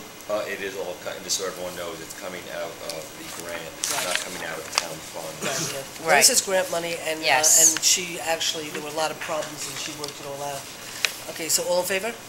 Aye. Motion so carried. And then there is a second one for Phoenix Kawamoto for $485.71 for her travel to the CADCA training. And I make a motion to approve the prepay. Second? Second. Any discussion? All in favor? Aye. Okay, motion The so only carried. discussion I'd like to have is that all department personnel should be aware that these should come into us as prepays, as Phoenix has done, so that we can approve them, because what's happening is we're getting individual, like, training costs and those kinds of things after the fact, and we're reimbursing, so, Well, actually, Phoenix has done this is only a what she's supposed to do. This is only a prepay from the perspective of it didn't go through the voucher process. This is a past bill that was never paid, but it didn't go through the voucher process because it came in after the fact. But instead of making her wait because it's already so overdue, because she was working out Well, the because detail. it'll be a month Well, it'll be another month. before we but- do vouchers. Right. Okay, So but, that's what- so we just need to remind employees to Right. try to get these in. Yeah, but that's not, but this is a Before. prepay from a different perspective. Okay. We're prepaying it because it's not going through the voucher process. Okay. So, all in favor?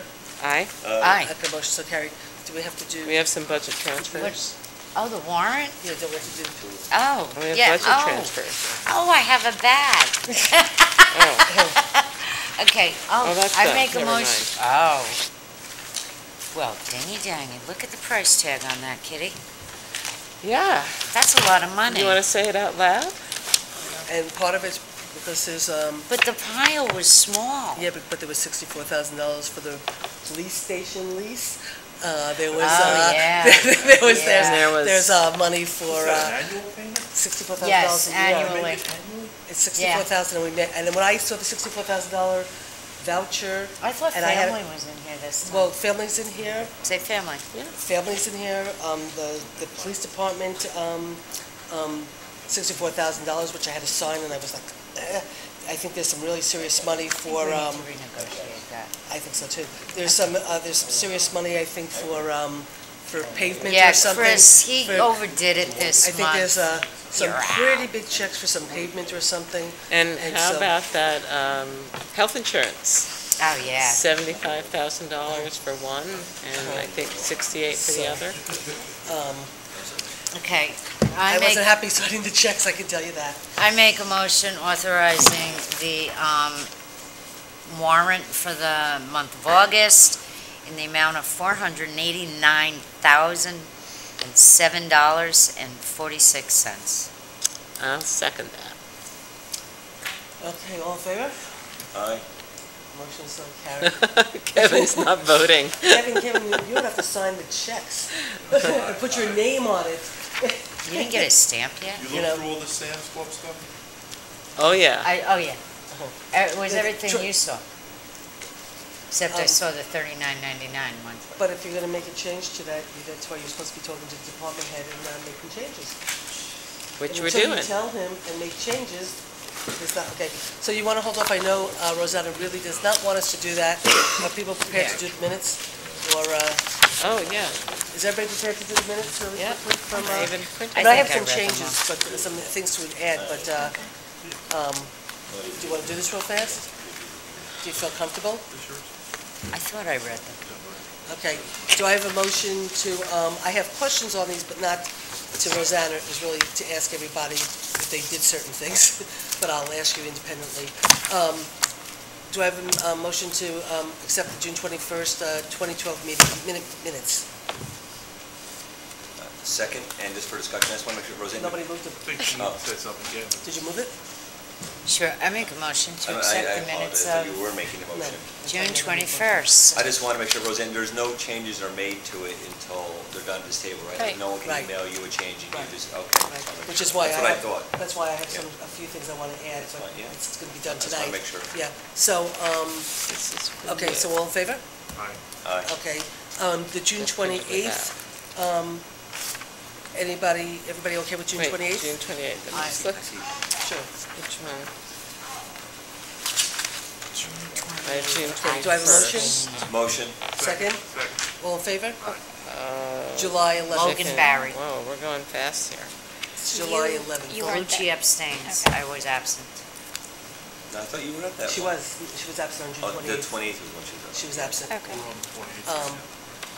And then you were absent from one, I didn't remember you No, being that was absent. the I remember her that was the being. special meeting, there was one I was Yeah, absent. oh, right, that's why.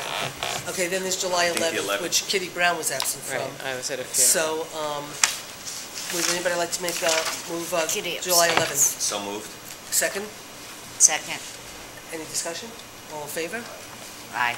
Motions are carried with Kitty, you abstaining? Yep. Kitty's Okay. abstaining. Aye. Okay, July Who 19th, was absent? Jeff Logan. Jeff Logan was Jeff absent. Logan That was the abstains special from meeting. these. Right. Kitty and I were absent from that. Okay, no, Yeah. you No, both were July there, you 19th. just No. left early. Was that a special meeting? No, you were both Spe- there, you left early. But there was a special No. meeting. We haven't that gotten to that one yet. That, you July? left, you two No, left. I was No, not. I at know that. that one, but Well, was actually, that I on the would make a agenda for change. This is the tonight? one I would like, Minutes? July 19th? Well, I'm No. gonna make a change too, They, so. they're Well- always on the agenda. well, no, on July 19th. Well, we got a is- special email from Susan saying which ones were on the agenda for tonight. I did not take Everything from those. June and July hasn't been done. I Here's did, a I went special through it with meeting. Rosanna when I sent you the That's the email. special meeting. Is that what you're talking about?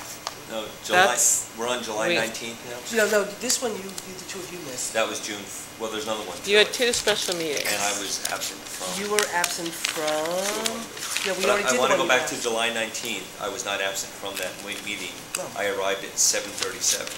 So it puts on the top, you put absent, which we had never done before. I was You're tardy. absent until you get here, and the meeting was already open when you got here. Right, so I wasn't He was absent. tardy. I was tardy.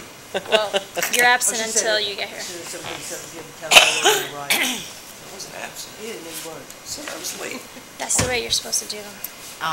Thank you. We never did it that way in the past. You want to I say know that. absent at roll call? That Yeah. probably be more accurate. Right. Okay. We never did them that way in the past, that's why. So I am more than happy to do them That's the the way they're correct way. supposed to be I will done. not be late again because of you. Okay. Okay. So the only thing I would So like to. thank you. I would like to amend though, on the back page where it has ethics. Poor Just Rosanna. the point where it says, most members of the board agreed that the ethics board should have the authority while supervisors disagreed. I just need you to add, because I didn't really completely disagree, on the basis that the attorney should have more input at the beginning of the process. Because that's what I was disagreeing with, so I just want that added. Okay. And then, and feels as though the complaint should go straight to the attorney, so that just clarifies. So with that amendment, Okay. do I have a motion? Second? Second. All in favor? Bye. Aye. Okay, motions are carried. All right, July okay, go ahead. 26th? Do you want to do June? No, I see you have one right there, but it's Yeah. at the end. It's just that you started with June. I know, Well, you because- can end with June. Yeah, I Go know, ahead. that's because this was a, Go ahead. okay. July 26th. I have two additions to that, okay? Where it says announcements, where it says supervisors have been informed the board that the county has sent written, you have confirmed, it actually should be Oh, confirmation. confirmation. Okay, yeah. And then also, and that where it says supervisor indicated that outside auditor plans to have it ready within 2 weeks. And I just want to add in where I said, and is just as upset that the report being, and is just as upset at the report not being able to be filed in a timely manner. And then the It's only late thing, now. and the only thing is now in the contract for the USDA, where it says that we received $10,713, just add in from Senator Bonasek, because that's how we got the money. Okay. So he should get the credit. Okay. So do I have a motion to accept the minutes as amended? Motion to accept the minutes of July 26th as amended. Do I have a second? Second. All in favor? Aye. Motion so carried. And then we have the June 4th special meeting, which Councilman Kitty Brown and Jeff Logan weren't there. 'cause we Motion scheduled to it. approve Well, the minutes we scheduled it at the very of last June minute. 'cause No, we had I a- thought we already approved that. No, we didn't. No. Motion will to abstain. approve the minutes Yeah, that was of the June prepay that we did. 4th. Jeff You asked me to come in abstains. and do that. Right, yeah, you came On in. like 15 minutes It was notice, just like 15 minutes notice, we were told that we had a, I made a motion. and I seconded it. Okay then. and All in favor? Do Aye. Kitty and Just the Jeff? three, Aye. we Kitty and Jeff abstained. abstained, so the three of us approve. Okay? Okay. So now we're up to date on all of Boy, our Susan, I minutes. thought you were gonna be a holdout on that set of minutes. Why? But I actually have to tell you Holding my though, breath. I have to tell you though, as I go through the minutes, I'm sitting here and I have notes to ask. That's Jeff, why we did you used do to this? have to do. Kitty, did you I do this? know, You know, I know. did you so-and-so do this? So I Yeah. actually have all these comments to ask. Do we have Jeff to did, do like, from you tonight? ever Motion send to your letter out adjourn? No, No, we have to we go have- into executive session for purposes of contract discussion. Well, we make a hear me? motion, we may. Kevin and I may not approve, may not vote yes on it. Oh, that's 5 right, she wants to make a seconds. motion to That's adjourn. We She may- made a motion to adjourn. So I you think- you may have I three think board we'll get members that arrested may not if make we approval adjourn. for this executive session. Well, all right, Would the board like to go we into will. executive session for purposes of contract negotiation? And that's a good enough, that's a legal reason right there. Would the board like to go into executive session for the purposes of contract negotiation in regards to the police? Second. Is that a motion? Yes. Okay. I'll make the motion. Second. Everybody's in favor? Aye. Aye. Okay, motion's so carried. Thank And you. I would like to invite the police commission members who are here to come in with us, Okay, if that's okay with the board. Thank you. that's what I was gonna say. Suggest. Okay. Would you like to excuse television?